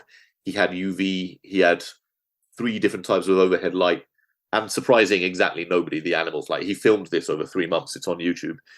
The animals, I think he counted the animals investigating the tub 4 times in 3 months or something like that, 6 times. They were always climbing. They were always moving towards the UV and the LED light. They seem to be attracted by the LED and the halogen, which has kind of convinced me to start putting more LEDs in my snake enclosures. And it was a really interesting experiment to see what the animals preferred. And again, surprising nobody not to start right here, it wasn't the tubs. It was like they were very active and curious and exploring, despite the fact that they're supposed to be shy. Well, I think the reason that Joe gave them up because he found them too fast for him. So if they're that fast and whippy, then can't imagine they would be too at home in a tub. Yeah, I mean, rat snakes are active animals. I don't care how you slice it; they're all active. Even the ones that people label as fossorial, like Euprepiophis, mandarin snakes, or the red Oreocryptophis, the red bamboo racers. The clues in the name, they're called racers. Both of those taxa, they're hard to see. Yeah, they do inhabit leaf litter, but they move around a lot at night. They're not animals they're not ambush predators. I'll put it that way. They don't just sit under a hole. They move. They're foragers, and so people see them a lot. I mean, in Hong Kong, for example, the red mounted racers are not so rare. People find them foraging. They don't find them by flipping things because it's not like America where you've got boards everywhere to flip. They find these animals foraging on the roads after rain. So yeah, they're not sedate animals by any means. They do forage and move around. Obviously, they're snakes. Snakes are secretive, so they do need places to hide. But yeah, they do move quite a bit. I actually felt quite bad to put them in a 4-foot enclosure after the 8-foot, but they're the snakes are tiny. They're like 2.5 feet long. So even a 4-foot enclosure is a palace for a pair of them. Now, that does lead us to the elephant in the room. There's always an elephant in the room with these snakes. They used to be considered Dione's rat snake until a series of mitochondrial DNA and morphological analysis by the likes of Burbrink and Helfenberger around the turn of the millennium. Once and for all, yes, stated they are their own species. That is a problem because formerly you've got the entire eastern range of Dione mixed up with twin-spotted rat snakes. So if you look at all of the literature, even as recently as 2015, 2014, you've got records of Dione being erroneously listed as bimaculata. I don't know if there's an element of politics in that. Perhaps the owners of these national parks are trying to up the numbers of species that they say they've got to provide more protection. That may be a guess, or it could just simply be that they're difficult to identify. There are some characters that you can use to identify one from the other. The main one that hobbyists use. So if you talk to most hobbyists that are familiar with species, they're going to refer you to head shape and head marking. So Diones in general, and this is in general, have a blunter, rounder head than the twin-spotted. The twin-spotteds have got a slightly pointier, flatter head. But there's nothing in it. You can't use that as a definitive character. Diones also have a intricate W-shaped marking on the nape of the neck, whereas the twin-spotteds have got a V or U-shaped marking. But again, if you've not seen them side by side, that doesn't help. You can look at scalation. So with bimaculata, the infralabial count is different. So bimaculata have 8 to 10, rarely 11 infralabial scales, which are the labial scales on the bottom of the mouth. Dione has 11 to 12, rarely 13 infralabials. But there's still an overlap there because sometimes bimaculata have 11, which puts it in the territory of Diones. You can look at teeth, but again, a hobbyist isn't going to open the mouth of of their snake and count teeth. Diones have got 15 to 17 teeth in the upper jaw. Bimaculata have got 18 to 20 teeth. I couldn't tell you how to look for that. That's really difficult. Normally, it's when it's already dead that you can look at it, basically. Yeah. You look at skeletal. If you look at skeletal characteristics, sure. The spots on the flanks of bimaculata are said to always be black-edged, although it's a very thin black line, and the spots on Dione aren't black-edged. But again, are we really going to trust that kind of phenotypic variation on species that are so variable? One of the main, and again, it doesn't help hobbyists, is that the hemipenal structure, hemipenal morphology between the two species is different. Now, basically, bimacs are more well hung than Diones. So bimaculata hemipenes probe down to 16 subcaudal scales. Diones probe down to 11 to 13. Doesn't help you if you've got an immature animal, though, does it? There is a list of hemipenal characters that has always been cited. So if you look at Schulz, if you look at Messenger and Lawrence, and several people have written articles about twin-spotted and Dione's rat snakes and differentiating them, they always cite a hemipenal morphology, but none of them has ever found it. I know where it is. It's in Clifford Pope's 1935 Snakes of China, and there he lists 4 or 5 hemipenal characters. So apart from hemipenous length, the spines and calices adjacent to the sulcus spermaticus are more developed in Elaphe dione. I mean, is that going to help? In Elaphe bimaculata, the calices tend to break up into papilla-like structures, but not in dione. Again, the scallops in Elaphe dione hemipenes are soft or slightly stiffened compared to Elaphe bimaculata. And again, you've got this list of characters that are meaningless to the average hobbyist, because the average hobbyist isn't looking at a dead snake that they're going to pop and avert the hemipenes and start looking at the characters on them. I certainly hope they're not going to start trying to do that on a live specimen anyway, because that sort of goes from curiosity into perversity. Not to mention, Clifford Pope himself mentions that there's an unusual amount of hemipenal variation in Elaphe dione from different localities in China that he himself has discovered. So really, the characters you're going to look at are the size and shape of the head, the bluntness of it, the color and shape of the markings on the nape of the neck, how deep does it probe, which is only going to help you for males, and you can eyeball it. Now, if you've seen enough of both species, you'll be able to tell. You can tell which is a twin-spotted, which is a Dione's. But every so often, you do find that one animal which, I'm not sure, I can't quite tell. And then you've got the possibility of them hybridizing, which, theoretically, their ranges shouldn't overlap by common consensus currently, because they're split by a massive geographic feature, the Yangtze River. But there's nothing to say that you couldn't get hybridization or an integration zone between that area. So I'm just going to say, do your research. And this is quite important, because and this is actually something that came up a while ago. Elaphe dione is banned, or there's some sort of legislation against keeping Elaphe dione in at least one area of Canada. And Elaphe bimaculata has no such legislation. And I remember a well-known herpetologist or herpetoculturist proudly posting his Elaphe bimaculata. And I was like, really nice. I'm glad that you've got those. You're going to enjoy them. Just one thing, that's not bimaculata, that's Dione. No, it's said, they definitely said it's bimaculata. I was like, no, I've had both for a long time. Definitely Dione. We took him through the characters, the scalation, all that. It's like, yes, it's Dione. And the next thing I knew, he had deleted it.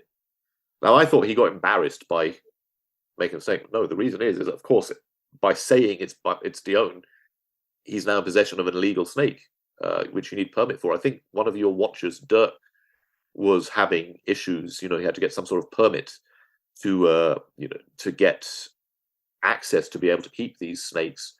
I suppose the reasoning is because they're so hardy, it's one of the few species that, if it escapes, might actually be able to survive in Canada. I don't know if that's the reason why they are legislated against there, or at least in that one province.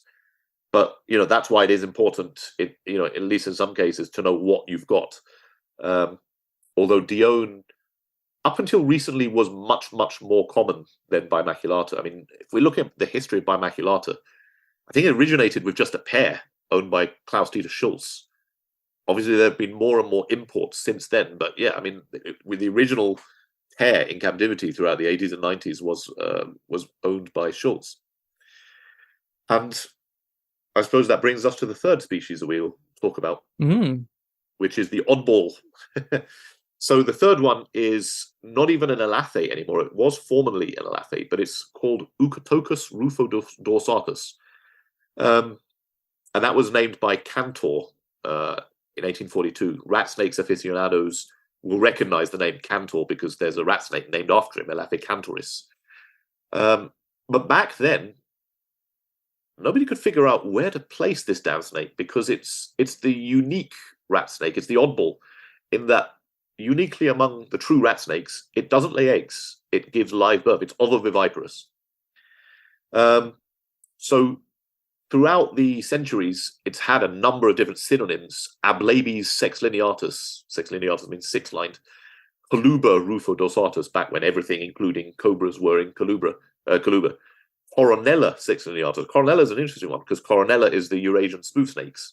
Coronella austriaca, Coronella girondica. And if you look at them, they're about that size and color and shape. You could mistake one for a Coronella. There was then the oddest of all, and with the holotype for that was Simotes conradi, except that one came from Bangkok, and they're not found anywhere near Bangkok. But eventually it was placed in Elafe. So it was Elafe rufodorsata. Rufodorsata is another nice name to break down. So rufus, red, dorsata, dorsum, back, red-backed. So the common name, I suppose, is the red-backed rat snake. It has been also called the frog-eating rat snake. It used to be commonly imported in like the 80s and 70s, and it was called the Chinese garter snake because they're semi-aquatic and they've got stripes. So, of course, anything that's semi-aquatic and has stripes is a garter snake. Mm-hmm. But eventually, Helfenberger, who also has a rat snake named after him, in 2001 put it in its own genus, Euctocus, after some morphological and mtDNA analysis. And it's interesting because basically, if you're familiar with the phylogeny of rat snakes, so a chap called Burbrink inferred that Euctocus would nest somewhere between the beauty snakes, Orthriophis, back then, which were no longer in Elafe, and the other Elafe, so Dione, Carinata, Bimaculata, Climacophora. They were later found to nest more between the Elafe, so the beauty snakes again, but the beauty snakes are now Elafe, not Orthriophis, and Oreocryptophis, which are the red bamboo mountain snakes. So they're still very much within that clade of what we call rat snakes. But they are unusual for another thing, the vertebral hypophyses, the vertebral spikes that come out the hooks. They don't go further than the 20th vertebra. So this isn't an animal that's necessarily going to be eating eggs. And again, following on from that wonderful little anecdotal talk that Professor Mark O'Shea gave us at the AHH conference, there's a little bit of a mystery about the holotype of the Simotes conradi, in that they don't occur in Bangkok. So how the hell could one be ascribed to Bangkok? These are animals that occur only in North and South Korea, North and Central China. I think they go about as far west as Shaanxi, south to Hubei and Fujian, Anhui and Shandong. And I've seen specimens in Jinan. They are around Beijing, although neither I or my friend Scott Lupian have seen them there. And they're also found in Russia, so the extreme southeastern part of Russia bordering Korea and China, in the Primorske Krai and the Amur Oblast. So they are sympatric with Russian rat snakes, with tiger keelbacks and Dione's rat snakes, and also the local vipers. Gloidius ussuriensis is the one I think that's found there in Russia. And they're quite a bit smaller than the other two species. I mean, if you go from large to small, the Diones are the biggest, for want of a better word. I'll pull some out in a minute now. You've got the twin spotteds, which are the medium-sized ones, up to about 90 centimeters, but more usually 70. And then these guys are little tiny ones. The males average at about 500 millimeters, so half a meter. The females have been recorded up to 75 centimeters, so 750 millimeters. And the babies are tiny. And I can attest to that because I'm one of the very few people in the world that I know of that's breeding them today. Apparently they can have between 4 and 21 in the literature by Clifford Pope, but the maximum that I've had is 8 in any one breeding. And the babies hatch out like 4 to 6 inches long, so 12 centimeters to 15 centimeters, which is scarily tiny. And my assumption is in the wild they are adapted to eat tadpoles or perhaps freshwater annelids like leeches or so on. Certainly they will take chopped earthworms if you put them in front of them. Maybe froglets, because there's so many froglets. But in captivity, what I do is I feed them chopped up worms and try and get them onto frogs' legs as quickly as possible. But they probe down the hemipenes, as we've been talking so much about hemipenes this episode, so that the hemipenes in this species probe down to 13th subcaudal, and they are conspicuous in that they've got a very conspicuous sulcus spermatidus, which is it's the groove down the middle of the hemipenes along which the sperm flows. That's quite big in this species. As the name frog-eating rat snake might tell you, they eat frogs, so microhyla, rana, helophylax, loaches, they small freshwater loaches, and eels. There's all kinds of little, I don't think they're actually true eels, but you get all kinds of little swamp eels and spiny eels in central China, which are really interesting in their own right, and I think they eat a lot of those. But the wild caught ones had so many parasites. Yeah. I mean, freshwater fish and amphibians tend to be very heavily parasitized anyway, because water is a Big main vector. vector for parasites. Again, we've spoken before, this is why desert snakes tend to be much easier to acclimate, and why animals coming from human environments maybe not so much when it comes to getting rid of endoparasites. They've got a very limited active season, certainly in Russia, because I mean, one thing that is interesting about this species is that they were formerly extremely numerous, and that means that there have been a lot of studies done on them in Russian and in Chinese. Sadly, behind the Chinese paywall, the Great Wall of China's paywall. Right, yeah. But I've tried to get around that, yeah. If you know where to look, you can find them, and then you've got to translate them. But what they find is that they come out of brumation in March, they breed in May, and then they disappear throughout the summer. Maybe they are becoming more aquatic, maybe they're estivating, I don't know. And then in the autumn, which is when I've seen them in Jinan, they become more easy to find again, and then they brumate around October. There've been quite a lot of ecological studies on them. I remember there was one based on conservation, because they are becoming markedly less common. If you read the 1935 Clifford Pope's works, he cites that they're everywhere, that you go and you, like, everywhere you go, he kind of makes out that they're like garter snakes in the UK, that you find them all over the place. Now, in Beijing, at least, which is where I've spent most of my time and where I've got herper friends who've gone there, you don't get them anymore. Or they are there, but they're very localized. Now, it's been assumed that pollution of waterways, because they're tied to water and aquatic environments, is one major factor. Gravel pits kind of screw them up a bit. Beijing is one of the most populous cities in the world, so you'd expect most reptiles to decline. But even so, they are still apparently found in the Winter Emperor's Palace, I think Scott Lupin was telling me, and Beijing Botanical Gardens. So when we're there next month, one of the hopes is that we can go and have a look and see if we can find them there. I found them further south, around a city called Jinan, which is a bit warmer and milder and more of a lowland area, and it's surrounded by farmland, and it's got some nice hot springs and aquatic areas. And I found one there, and I was really happy to find it. But we do know that they favor oak woodland and floodplains, paddy fields, and riverbanks. So they're tied to fresh water wherever they go, because most of their prey is aquatic. They're also quite active little things. Like for an animal that's 0.5 meter long, they've been studied in China quite a bit, again, for conservation purposes. And they were found that they move about 17 meters a day, which doesn't seem like much, but for an animal that's like as long as your elbow to your fingertip, that's quite a lot. They have a home range of about 0.45 hectares for males and 0.47 hectares for females. And from that, it was deduced that to conserve a population of this species of snake, you're going to need an area including both aquatic and terrestrial habitats with a radius of about 150 meters from that core aquatic habitat. Wow. Which isn't bad. It's quite a small area, so you could actually see, this might be why they survive in the middle of the city in like the Botanical Gardens or the Emperor's Palace, because they've got that kind of area to which is protected. No one's going to build on either of those, and because they're touristy, they're paid for. Yeah, there's lots of people, but there's also lots of scope for the animals to just swim around in the middle away from everyone.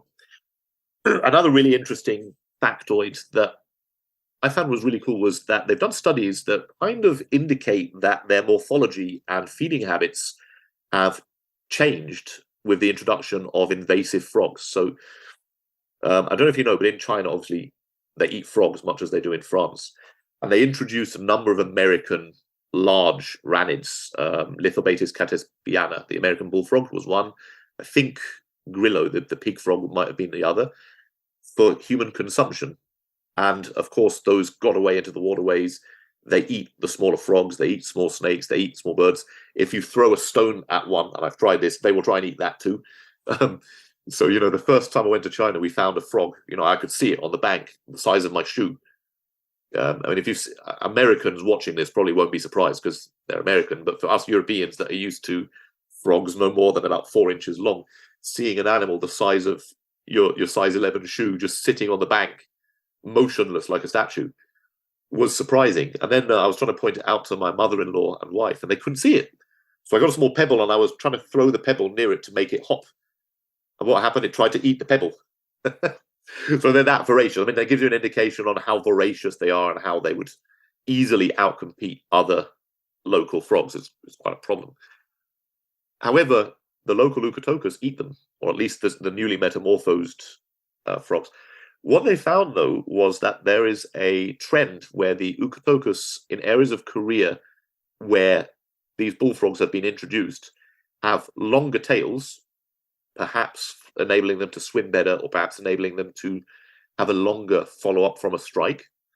And they have a shorter latency between tongue flicking and eliciting a feeding response. In other words, it could be that these bullfrogs are much more, basically, they're harder to catch. And so the fact that there are so many of them there is resulting in a trend for snakes that are more likely to just go straight for them, at first smell, at first taste, and that have longer tails, which might enable them to pursue them over a longer area. Perhaps that was one explanation. And I think in Korea, this was that the two cities were Taeon and Hongcheon, with Taeon being the one where they had introduced the frogs.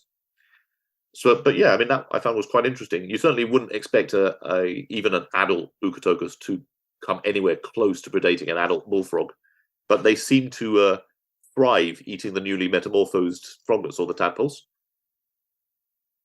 That's about the natural history of the three species.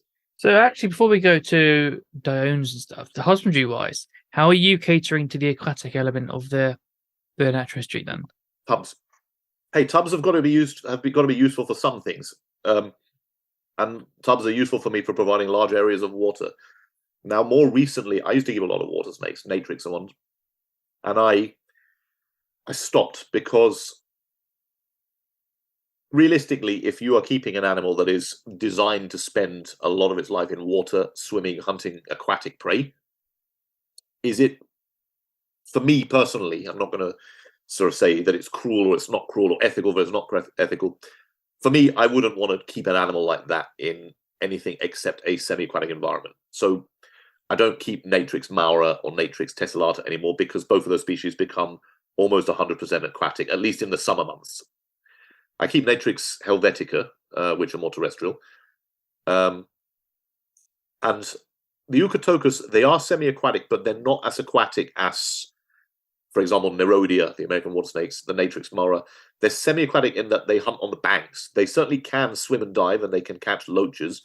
But anecdotally, from what I've spoken to people such as Amel Borzay, Kevin Messenger, and Scott Lupian, they don't swim quite as much. That said, the one I caught was swimming, and so they certainly do swim. But no, what I use, I've tried a few different methods. Sadly, I no longer have the potential here to keep fully semi-aquatic glass aquaria, which is what I'd like. And for me personally, seeing a large glass aquaria, with an aquatic segment where you can actually watch the animals hunting and swimming from the side, is the pinnacle of keeping for me. I'd rather have a viperine snake in a 4 or 5 foot long glass tank with a water area than any brightly colored tropical species, because I get more from watching them. Mm-hmm. But I don't have the space to do that anymore, as you can see. I mean, I've got 3 rooms like this. So anything that is semi-aquatic, I have to use other ways. I tried with wash tubs And what I found was that wash tubs, yeah, they're great. They're nice and big. They're great for providing water bowls for larger rat snakes too, that you can curl up, spilotes. But what I found was that the larger rat snakes like to sort of bask on top of them and then shit into them. And the other thing I found was that meant that I had to keep lifting them up and cleaning them. And what I found was that these cheap plastic wash snakes, they break. They don't just bow, they break. So you get massive cracks, and then they're useless to you. I mean, yeah, you can cut a hole in and make them a hide, I suppose, but I don't really want to do that. So what I know is really useful boxes, which are structurally much better. And there are a couple of them in the larger rooms at the back. I don't think you can see them from here. But they're basically structurally more solid. They don't warp or bow. And so I use those. It's not ideal. It certainly gives in, like, if you have them in a 4-foot enclosure, you can certainly get enough of a swimming area that the snakes can enter it if and when they want. What I find, though, is that they don't. Like, they very rarely actually enter the water voluntarily unless I put food in it. So if I start dragging them, enticing them with food, they'll enter it, swim across, and then get the food on the forceps. But they don't generally spend much time swimming there, I find. So in this species in particular, maybe they just transverse water more than just like they certainly swim and dive. I do remember, I think it was Kevin Messenger who seemed a bit surprised when I told him I'd seen one in the water. But they certainly do swim and dive. I don't think they're all that aquatic. My feeling is that they are more, maybe they're ambush hunters that sit in the water but right at the edge, and they hunt frogs. They certainly morphologically are more adapted for a semi-aquatic mode of life than Bimaculata or Dione, because you can see that the eyes are more upward pointing and almost frog-like, but it's nowhere near to the extent of some of the Chinese water snakes like Mirophis, Hypsiscopus, Enhydris, Homolopsis, all of those truly aquatic species. So they're kind of a midway between, not quite as derived as the more aquatic Natrix, but that's my feeling. But again, this is just anecdotal from what I've seen. Ideally, yeah, you would want a semi-aquatic enclosure, but at the very least, you're going to want to have one of these 19-liter tubs, or what are they? They're 20-liter tubs or something. Just something that gives them scope to enter water and swim if they wish to. And then they probably won't use it most of the time. Although I do make sure to put branches and so on above it. And I noticed, unlike a lot of tropical snakes, which like Spilotes, Goniosoma, even the Russian rat snakes, they will often sit above the water. I don't find that these do that very much. They kind of just sit on the ground and move around the ground. It could be a climbing thing. Maybe they're just really not good at climbing. Maybe. So in terms of heating, then, I assume you're going for a Pro T5, either like a half now, and then use like a low 20-watt halogen? Yeah, that's all you need. These are small, hardy, cold-tolerant snakes. You don't want any kind of heat on at night. I mean, you can leave a 5-watt heat mat if you want, and it won't be a problem. 20-watt halogen, or if you've got a larger enclosure, so if you've got like a 4x2x2, put 2 or 3 20-watt halogens, depending on the amount of ventilation. Again, I don't think you can see the bigger enclosures I've got here, but they're of a type that has mesh front, so much more ventilation than just those typical plastic vents. They've got like whole front and top vented. In that case, you can add more heat because there's more airflow. But in the average 4x18x18, which I think is a great size for any of these species, 20-watt halogen, a Arcadia T5, you're sorted. You don't really need more than that. They are not difficult animals to cater for. They're extremely hardy. I'll put it this way: they are hardier than corn snakes, and that says all that needs to say. Yeah, if you're exactly. They are. You've got Russian rat snakes, the North American Pantherophis, but the obsoletus, the black, yellow, and grey rat snakes, and you've got Diones. And for me, those are the 3 hardiest rat snakes. They will take anything that you throw at them. So behaviorally, how do they bask? Are they a species that like coil up under the halogen, or are they one of the ones that like spread out long and then just like shift along the halogen? lengthways? They do both. So Diones will coil, and twin spots will coil. What interrupts this, and this is something that makes me wonder about the Arcadia bobs. I've said many times that I've seen snakes stretched out, and more I notice is that they stretch out and they tend to follow the path of the T5s. I wonder whether or not the reason they're stretching out so much is to actually get accessibility to the lighting, the UVA and UVB from that. I don't know. It's a thought that keeps popping into my head. Certainly, they will coil up, and quite often they'll coil up together. That's one of the sweet things about Diones, is that they're quite... I'm not going to say social, but they can be cohabited and they will sit next to each other quite happily. The Diones are active baskers. Like, you're looking at a UV index of at least 2 for them. I'm sure they would happily take higher, but I try and aim for about 2. The Bimaculata, not so much. Bimaculata, you want a UV index of 1. They're much more shy, and this is the difference between the two species. Behaviorally, the Diones are always out and in your face. If you come near the enclosure, if you open the glass, out they come. They're coming straight to the enclosure to see whether or not you've got something. They're very, very tame. They're very hardy, very personable, and extremely curious. And that's one of the reasons they're so beloved by their aficionados. The twin-spotted rat snakes don't act like that. They act kind of shy. They're the kind of like morose loners who kind of like skulk at the back of the enclosure. And yeah, they'll watch you. And over time, they get less and less afraid. But especially at the beginning, they'll skitter off and hide when they see you. Then they'll start coming out, and it'll get to the point where they don't exactly run away. But it's taken me, I mean, I got my first ones in 2010, and they didn't really start becoming tame until about 2020. So it does take a good few years, but they do get to a point where they will approach you for food. I think that's what Joe didn't like about them, the fact they were so standoffish and flighty. Yeah. So and they are more defensive, I find, than the Diones. Like the Diones, they just let you. They're like those ragdoll cats. They kind of like just let you pick them up and do whatever you want. They keep moving. They like to move, but I've never really experienced any kind of defense. Sometimes they waggle their tails a bit, but that's it.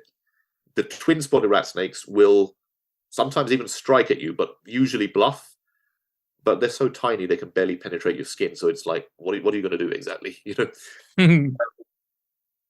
But so in terms of like substrate stuff, are you doing your soil sand mixture so that when you put your finger in it retains the burrow sort of thing? I was. More recently, I'm actually changing that. As you may or may not know, I've been planning to move house now for a good 10 months. So we're 10 months into a house move that should have taken 3, and still going with no end in sight. So I've been, with the prospect of everything moving and having to move, I've got 38 enclosures in this room and another about 8 in the other. I think I've got a total of 44 enclosures in this flat, and then I've got 55 at my mother's house. So with the prospect of moving most of those, obviously I'm trying to keep things light. So when we decided we were going to move, I've started using aspen, orbeose, fine orchid bark for whatever. These substrates are fine. There's nothing wrong with them. I tend to like drop leaf litter on top as well to give them more security. But they are completely hardy and adaptable. You can use any of these substrates: orbeose, lignocell, aspen, orchid bark, sand soil mix, which is what I've traditionally used. It doesn't matter. They're going to do fine regardless of what you put. Personally, I'm very much in favor of substrates they can at least burrow in. I don't like things like newspaper or tissue or paper unless you're quarantining them. And I've always found that the ink from newspaper kind of desiccates younger snakes as well, or maybe irritates their scales. That might just be something I think about too much, but I don't like paper. I always use substrate that the animals can burrow in. And I think that burrowing into the substrate it's enriching. You see them sort of making holes. Certainly, if you give them the soil mix where you can put your finger in and the hole is retained, they will make burrows, and they will burrow a lattice work underneath all of the substrate to the point where, if it sees you, it will pop into the hole, and then it's like whack-a-mole. You've no idea where it's going to come out next. So you'll see its head come out on one corner of the terrarium, and then go back in, and it comes out on another side. It's quite funny. I find that amusing. So here's a question for you. So ease of use, I love Lignosil. Mm. Looks wise, I love soil. Yeah. I feel incredibly conflicted at all times because I hate working with soil. Because where do I put it after I want to do a full clean? But also that the Lignosil just it looks so pet shoppy at times. And how do you feel about that? I like the look of soil and sand. If I had one enclosure, I would use soil and sand. And up until this year, I've used soil and sand. The problems with soil and sand are as follows. They're very expensive compared to, you can buy massive bags of Lignosil or spend a lot. They are very dusty. So they start out fine, but the soil will separate out eventually and be very dusty. And they're very heavy. And one of the most back-breaking chores for me is emptying an enclosure that might have 120 liters of substrate in with a spade. So you're literally using bloody spades to pull out this dirt. And you finish one enclosure and you look at the other 20 in the room, and it's like, and then you've got to mix up a new sort, put it all in. I think there's a lot to be said for efficiency. I think that there is a threshold where efficiency and ease for the keeper starts impacting the animals. I don't personally think that there's that much difference between sand, soil, and a pet shop substrate. As long as the animal can burrow in it, I think that's the important thing. Aesthetically, sure, I like soil and sand, but the more animals that you keep, the harder that becomes, the more expensive it becomes, and then every time you clean it, you're choking up black snot. You're blowing your nose, and black stuff is coming out after a 3 or 4 day clean. You've got to factor that in too. There is quality of life has to be incorporated. I think the happy medium I would probably come to is use things like aspen, Lignosil, orchid bark, which are cheaper to buy in bulk, easier to clean.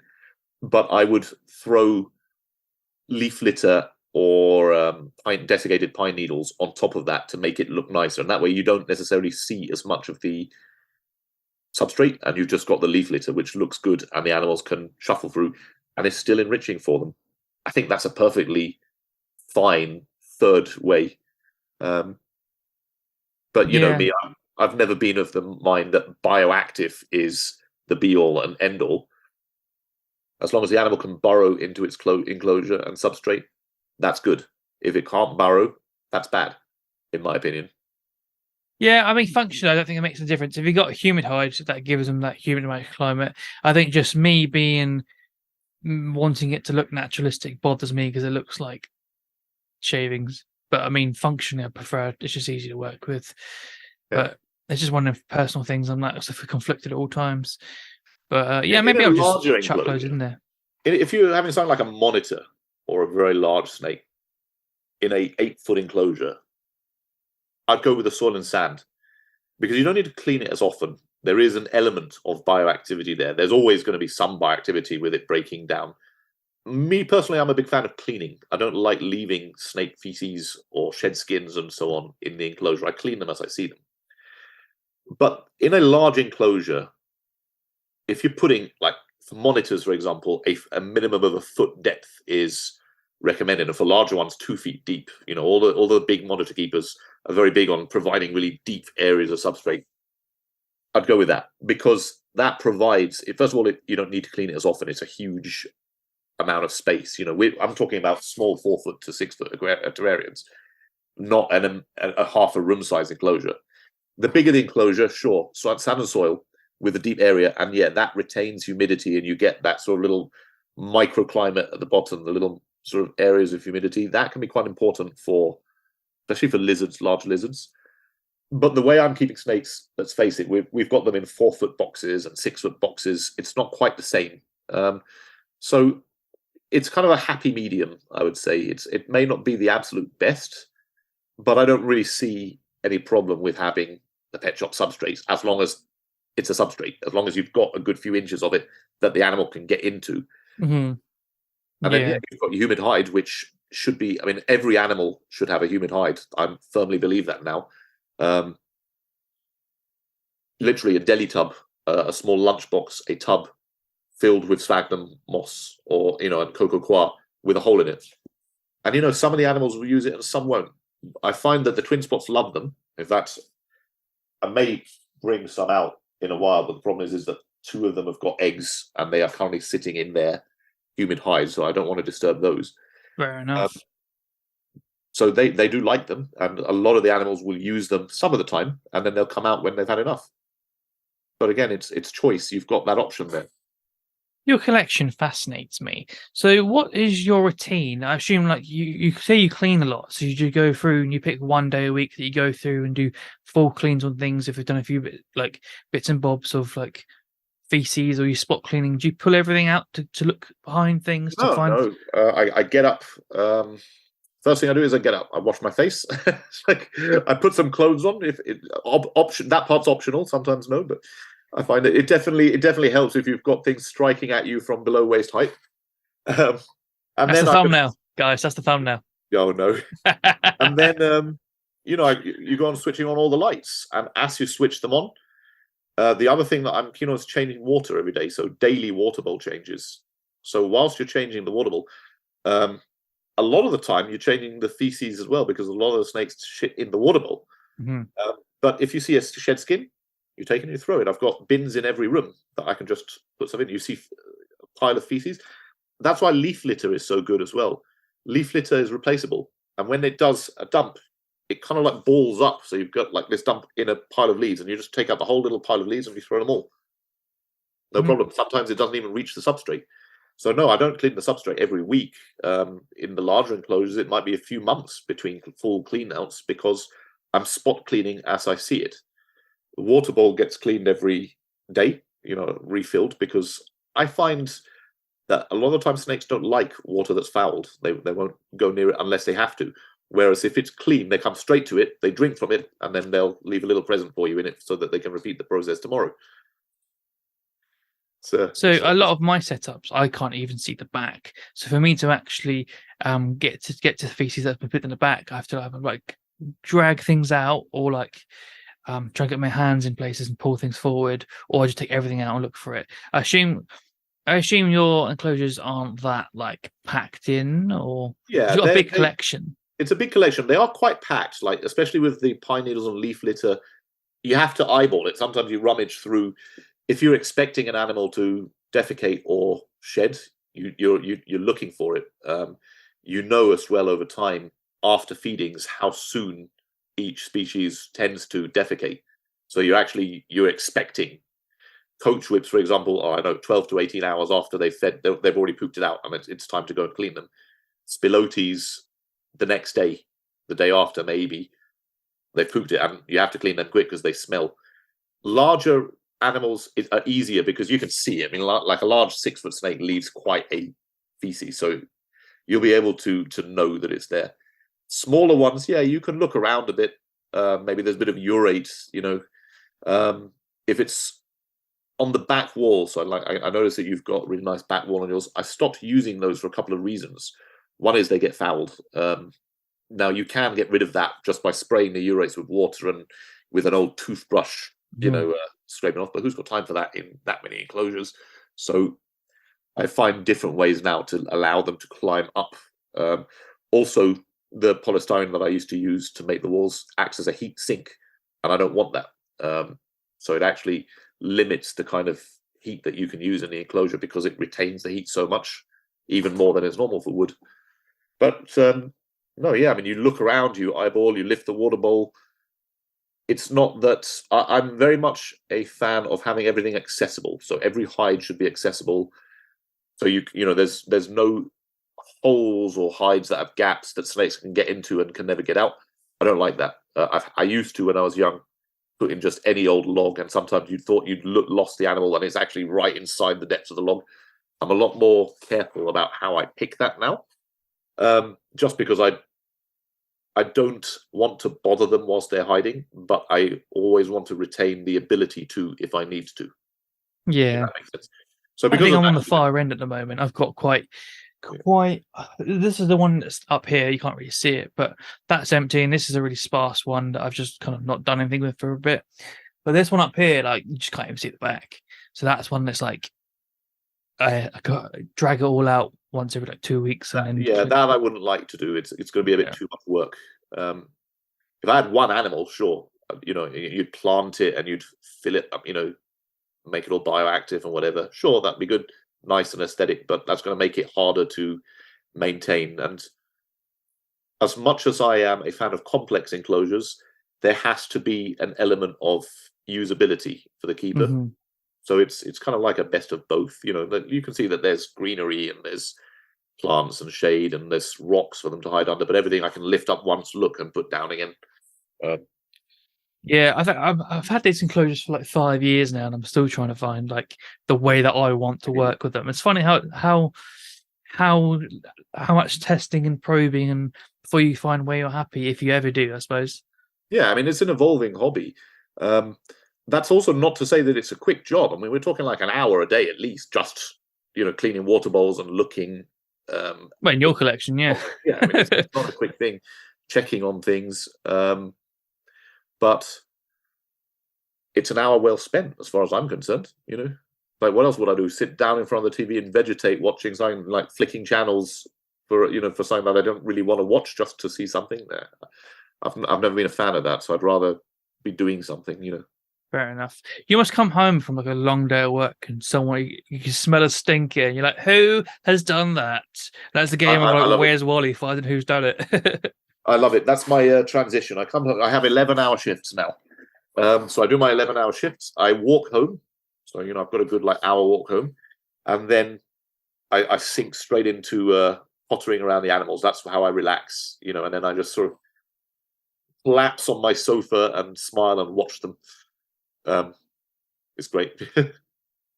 You make it sound like what's this called? Thanos at the end of the Avengers thing. Yeah. Just sat there, just like chilling on that planet. Absolutely. So swinging back to the Diones, because we've digressed again, mainly because of me this time. Diet-wise, then I assume you're going for like you touched upon it with the chicks of the quails, but I assume you're like mixing in like rodents and chicks. Are you going like one rodent, one chick, one rodent, one chick, or you just kind of as and when, whatever, randomized?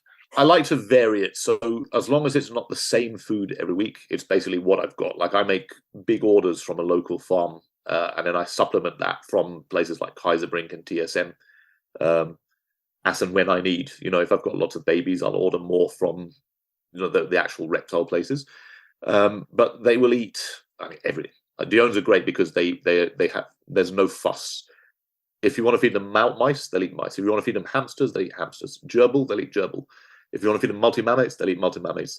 Quail chicks, they'll eat those. Day-old chicks, the adults will have those, and that's a big meal for one. Any eggs up to the size of a quail egg, yep, they'll take those. Frogs' legs, they'll have those. They are willing and ready to eat anything that you wave at them, and that's great as far as I'm concerned. So yeah, I might feed one a couple of small adult mice one day, and then the next feed I'll feed it a quail chick. The next day I'll feed it 5 or 6 pinkies or 3 or 4 fuzzies. The next day I'll feed it a rat chub. If I've got eggs, I don't get eggs all that often, but when I get them, I just offer them. It's variety is the spice of life. I find as long as they're eating regularly, they can vary it up. They're not fussy. The twin spotteds are a bit harder. They will eat quail chicks and rodents. I've only got a couple of them eating frogs' legs. Some of them won't for some reason, which is weird because you'd expect them to eat frogs. And oddly enough, the Eucatocus are really easy. So the Eucatocus, I got them in 2017 from Ham. I think they were bred, don't quote me, but I think Sergei Ryabov, the Tula Serpentarian, they must have come from there. As I know of nobody else that's producing them. And they were not babies, they were like sub-adults. So I got those, and the year later I bred them, which was really cool. But they never gave me any problems. I was a bit worried, but no, they'll eat fish, they will eat frog legs, they will eat mice. They don't give you any issues whatsoever. The babies are a bit harder. So with the baby twin spots and Diones, you never have a problem. I find that they're two of the most voracious species as neonates, as in straight out the egg. They have a shed. Sometimes even before a shed, they will have a pink. like the last lot of twin spots I bred as an experiment, I offered one at Pinky because I had it, spare, and it ate it, before shedding and everything, just newly hatched. So I'm not saying that every single neonate will always eat every time first go, but most do. You don't have problems with them. They're a bit like corn snakes in that respect. Is like you offer them food and they'll eat food, and that's nice. That's easy. Whereas the Ukatokus, you've got to work with those. You've got to work with like chopped up worms, pieces of frog. Again, if you offer them live tadpoles or live fish, I have no doubt that they'd probably take those quite easily. But where are you going to get those? It's like, I suppose like live guppies would be an option, and that's what I turned to for some of mine, and that worked. So what I did was I offered them in the IKEA Glimmer tea light holders, little transparent water bowls. You put a live guppy in there, and you turn away, and an hour later it'll be gone. The snake will have gone in after it. So you're cohabiting each of these species within their own species, not with each other, I assume. Yeah, Diones. I have enough Diones that I've got some single males, but I also keep them in pairs or trios. Sometimes I keep females together. I try not to keep males with females full time because the males will bother the females during breeding season so much, like they will just keep mating. The twin spots on the island, I keep them. I've got three adult pairs, and I keep 3 adult pairs together, like a pair in each enclosure, and they do great. They don't overbreed. One thing that I did find interesting, and it may be the reason why it took so long for me to actually succeed with them, because I was kind of treating them as Diones. Now, Diones, you put them in, you start cooling them September to October with a view to putting them into hibernation at the end of October, and they come out March. And that's what I was doing with the twin spots. And a few years ago, I did another YouTube interview with Reptile and Chill, and I actually kept the animals back a few weeks just so that I could show them to them. And not only the Diones, but the twin spots started mating, and I commented, "That's weird. It's weird that the twin spots are mating. It's November." And Amael Borze, who is he's an amphibian researcher that's out in Korea and China, says, "No, that's right. The twin spots are breeding at this time of year." Okay, did not know that. So they're not spring breeders as such. I mean, they can mate in spring. I get the feeling that they can mate throughout the year. But what I find is that they mate from September to November, or at least mine do. And the female seems to retain sperm because I don't really see mating in the spring. And the interesting thing about them, the twin spots bimaculata mating, is that they do it forever. We're talking 18 to 36 hours. Like I've had them together for 3 days mating. I've had them normally 12 to 18 hours, like they're mating for like half a day to a day, but I've had them mating for 36 hours, just non-stop. In fact, tell a lie, this year I pulled a couple of out from different enclosures to feed them. Each of them grabbed a mouse, and I put a picture of this up, and they joined and started mating whilst eating. Proper coupling, I got good pictures of the hemipenes going in, it was like a proper mating, whilst each one had a mouse in its mouth, which I've never seen before. I found that really amusing and weird. Because, I take them out and I feed them on the floor. So that was interesting. And that was actually the first time I've seen them mate in spring.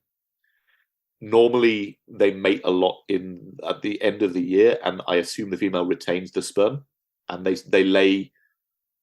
My ones tend to lay about now, so late April to late May. And in fact, 2 of mine are in their laying boxes, although they are pre-shed, they haven't shed yet.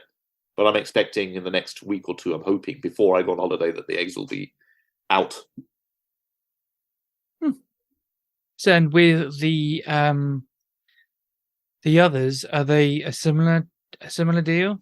The Ukatokus breed in May, and I've only ever seen them breed in May.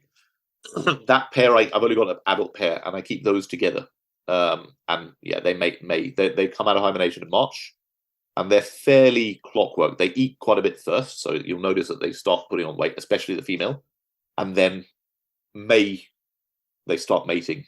And then the female, let me think. I do have everything written down. I always note down the dates of egg laying and all that. But normally the female gives birth around July to August.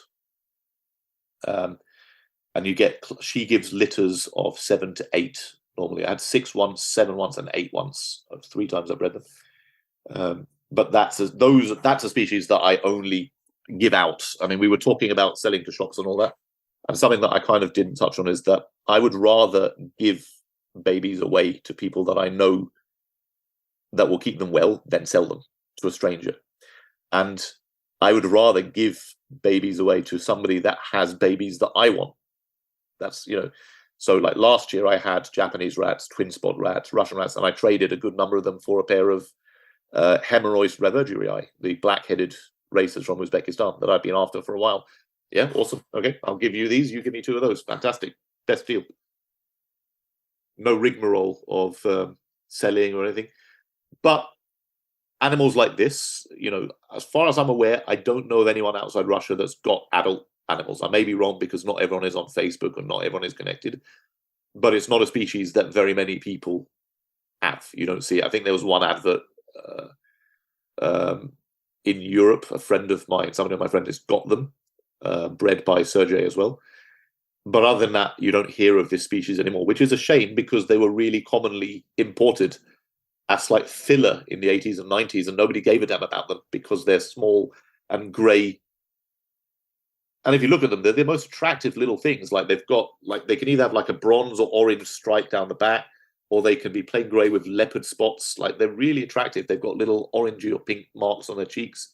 They're cool little animals. I wouldn't say quite as beginner friendly as Diones or twin spots, but they're not difficult. But they seem to have disappeared from the hobby, and I was really lucky to get them when I did from Ham. Do you do any like seasonal food cycling? Do you ramp up food in spring and then ramp down in the summer and then a little bit more in the autumn before going to brumation? Or I ramp up in spring when they come out of hibernation. You start small, but you give them food as they want it. Females especially, they want to build up their fat reserves. Once the females are mated, all 3 species go on an absolute rampage at the beginning, and they will start eating whatever, to the point that it's like you have to literally take them out and put them somewhere else because they will try and eat anything. Like they if there's feeding around, I've had like piles of mice in the middle of the room, and they learned to actually just crawl over and start stealing the mice whilst my back was turned, and I had them on the floor. Like they're clever little buggers. So you've got to sort of put them separately and feed them what you're going to feed them. But yeah, the females, once they've mated, you feed them quite a bit, and then they start. Obviously, once they're bulking up, they're full of eggs. 2 of the 3, like the 3rd pair of twin spots I've got, the one from Joe, I haven't bred yet because they're slightly smaller. But the other 2, the females will eat right up until they lay, but they only eat like one small food item and then they stop. I assume it's just uncomfortable for them to have the prey in with all of the eggs. I imagine that they probably just stop feeding altogether in the wild. But I like them to be able to bounce back. And then once they've laid, again, you bulk them up. Males, I feed them throughout the year, but I don't feed the males as much as the females. They're smaller anyway, so it's like a... But females, yeah, you definitely, especially after mating and after egg laying, they take a lot. So what I'm doing at the moment with the corns, I even got corn snakes. What am I on about? With the kings, the males are getting fed roughly on average every like sort of like 9, 10 days, and the females are getting like every 5. But the female is getting like every 5 at the moment, just like bulking her up. Is that sort of similar to what you're doing, or are you feeding more frequently than that in the females, or about every 5 days or so? Yeah, like once they come out of hibernation, I start with 1 small meal, then I double it, and then I start feeding normal. But for the first few weeks, I feed more regularly, so every 5 days, say, and then I'll go to my normal 10 days between feeds and so on. I feed sparingly. Once they've mated, I feed every 5 days again, but only the females. Small meals, because like twin-spotted rat snakes in particular, they like small meals. But Diones will eat larger. Diones will quite happily eat a chick or an egg. The twin spots won't. They don't like large meals.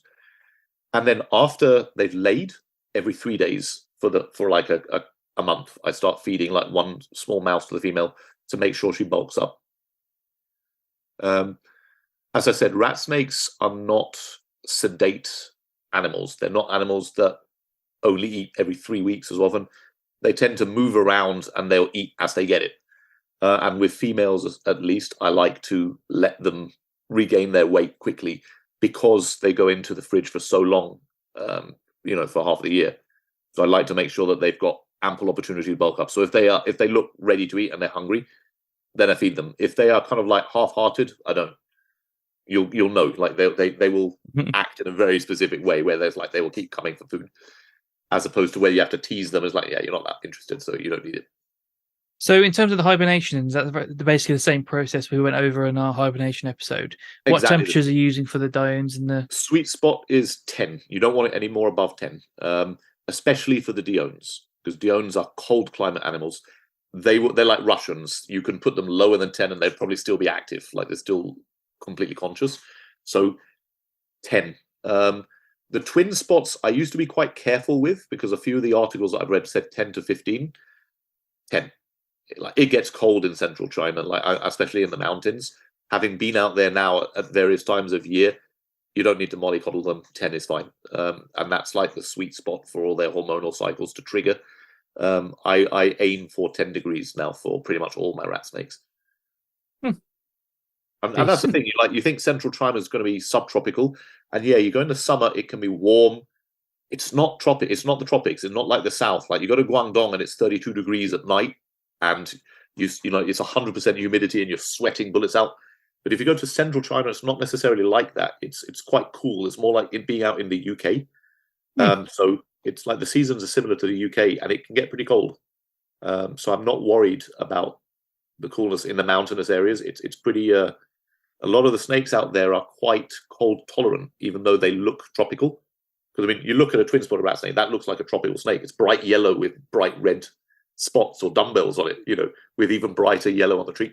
That doesn't look like an animal that you turn a log over in the UK or a UK like climate. But it's that kind of climate. It's maybe slightly milder, slightly warmer. It's probably not experiencing frosts, but certainly cold. 10 degrees is in the winter is fine. And then the babies, I assume you're raising in like small tubs while they establish, and then you're putting them into like little vivaria. Yeah, so I always have the little braplasts or 3-liter tubs lined up, depending on how many hatchlings I'm going to have in a given year. The braplasts and the 3-liter reusable boxes are ideal for baby Diones, twin spots, and Ukatokas. In fact, the Ukatokas are so tiny they can get out of the 3 liters, so I put those in braplasts. However, it's not long at all before I put them into 12 by 8 by 8 glass enclosures, as I think I described last time, which are they've got one mesh lid on top, or I put them over the 30 by 30 by 45 exoterras, which I've got lined up on top of a lot of my vids of stacks. And I prefer to raise them in there because there you can put a long UV tube, you can put the small low wattage halogens on top. They've got overhead heating, they've got the UV, the light. They just seem to do better. Like they're more active. They come out and bask more. It's a far more pleasant way of raising them. So, if I've got too many to do that with everyone, sure, the ones that I'm going to give out, I will keep in the tubs. The holdbacks, I will like sort out which ones I want to hold back, and then I'll put those in the glass enclosures and I raise those. And then as soon as they get to about, say, 40 centimeters, 50 centimeters, I'm looking at putting them into 2-foot vids because I've got a lot of 2-foot enclosures, from the old days. I would say I've got 2 stacks of 12, 2 stacks of 6 here and another 24 at home. And they're most of the year, they're not in use. I use them for raising babies because what else are you going to put in them? That's. Yeah, I mean, that's a direction I kind of want to go into, like a bit more. I mean, I've got the babies. I don't know if you can see. It's a bit of a my camera's not going to show it anyway, but up top I've got the exoterraphonariums. I'm just keeping them on like the lignocil and some like hides in a water bowl, and then like along the edge there's a knackered old Prote 5 across them. Like the weight of that is also keeping them on the shelf as well. But yeah, I just can't get to halogen, so I'm gonna have to get to like glass tank size. You can get the nano domes as well, can't you, from like Zoom Ed? Yeah, I use those a lot, but you're right. The halogens are disappearing at the moment. Even the 20-watt ones, I've got 3 orders with 3 different companies, which since February, so I'm starting to get a little bit angry because like each order is about £75 because I order a lot, and I'm still waiting for them. Apparently, the supplier is having issues with these 20-watt Lucky Reptile halogens. So in the meantime, I mean, I know I was ranting at you about them when like in the winter because I started putting lights on after hibernation, and I had like 16 broken lights. I was like, they just don't last long enough. I have found incandescent bulbs which are using instead. They're more like the old household bulbs. They're not as good as the halogens because they don't make a directional beam quite as well, but they are pretty good. Like they're in the small enclosures, they're doing pretty well. So they're still cheap. You get 6 of them for £10, I think, which isn't terrible. And they are 20 watts as well, or 25 watts, and they're serving temporarily until the stocks of halogens come back. I know that there are bans in the EU and the UK, but presumably the pet brands are exempt from that, so you'd expect they to be able are. to access them. So the Arcadia have got the 35s, so that's like the lowest other than those ones. So Yeah. they might be all right, but they might be a bit they're too good hot. for, like, I find those are useful for the 45 by 45 square exos. Like Right. those they're going to be a bit too much for the smaller enclosures, like the 30 by 30 by 45, or to put in a 2-foot viv. Although they're fine for a 4-foot. 35 is fine for a 4-foot.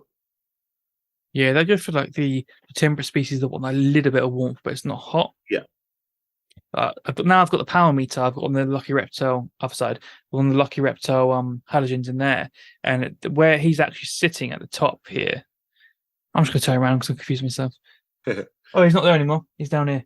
But at that top bit, the power density is like 200, and down at the bit where he was basking, it's like 150 to like 130. So he's got like a gradient of like power density there as well, which is pretty cool. So I do like those Lucky Reptile, but I'm worried about if I went to transition that, I'd come into the same problems of you've got at the moment. It is annoying, and it did make me question what the future was going to be like without those, because I've been relying on them for quite a few years now. But where there's a will, there's a way. There's always going to be something else that we can get.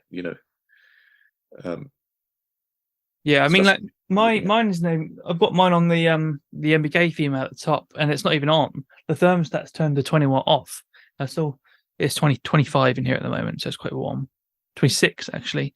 So my room gets hot, so my summers aren't fun. Yeah, that must be uncomfortable at night. Does it get lower at night? Or? Oh, my bed's right by the windows, so like it hits like the curtain and drops down onto me. It's glorious. I love it.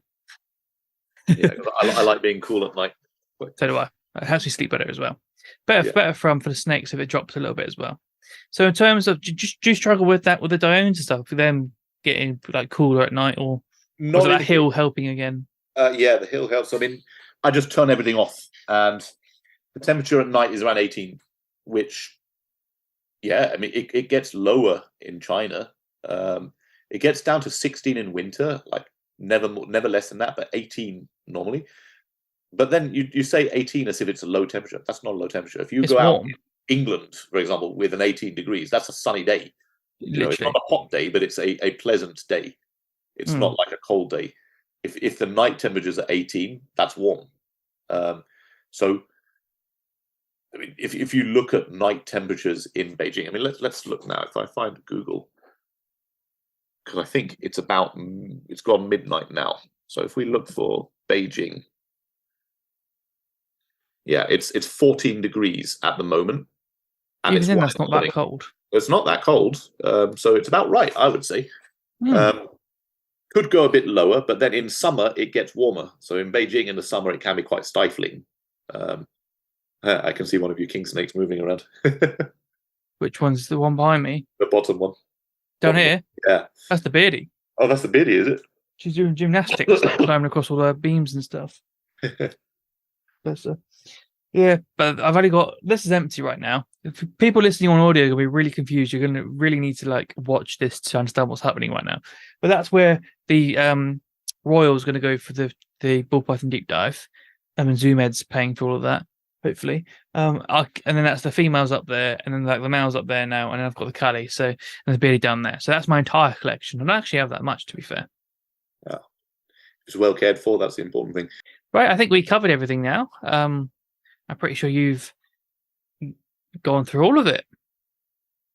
I don't think anyone's gonna think like, oh, you missed this out. I think you're pretty extensive the way you work through things. So thank you very much for your time, Francis, and thank you for talking us through these species. Thanks again to Francis for coming on the podcast. I really enjoy having Francis on. Even though he is the hardest to edit episodes for, he brings a level of quality to an episode that I think when he touches a subject, it really is one of those pieces of core information that gets put out there that is referred back to time and time again. And I'm hoping that people going into the future looking for any of these 3 species will go to this episode and get a lot of value from it. So thank you very much, Francis. We will gladly have you on again and go into another trio of species. But thank you very much to all the listeners for supporting this channel, as well as all the Patreon supporters for making all of this possible. That's all for now, and we'll see you in the next podcast episode.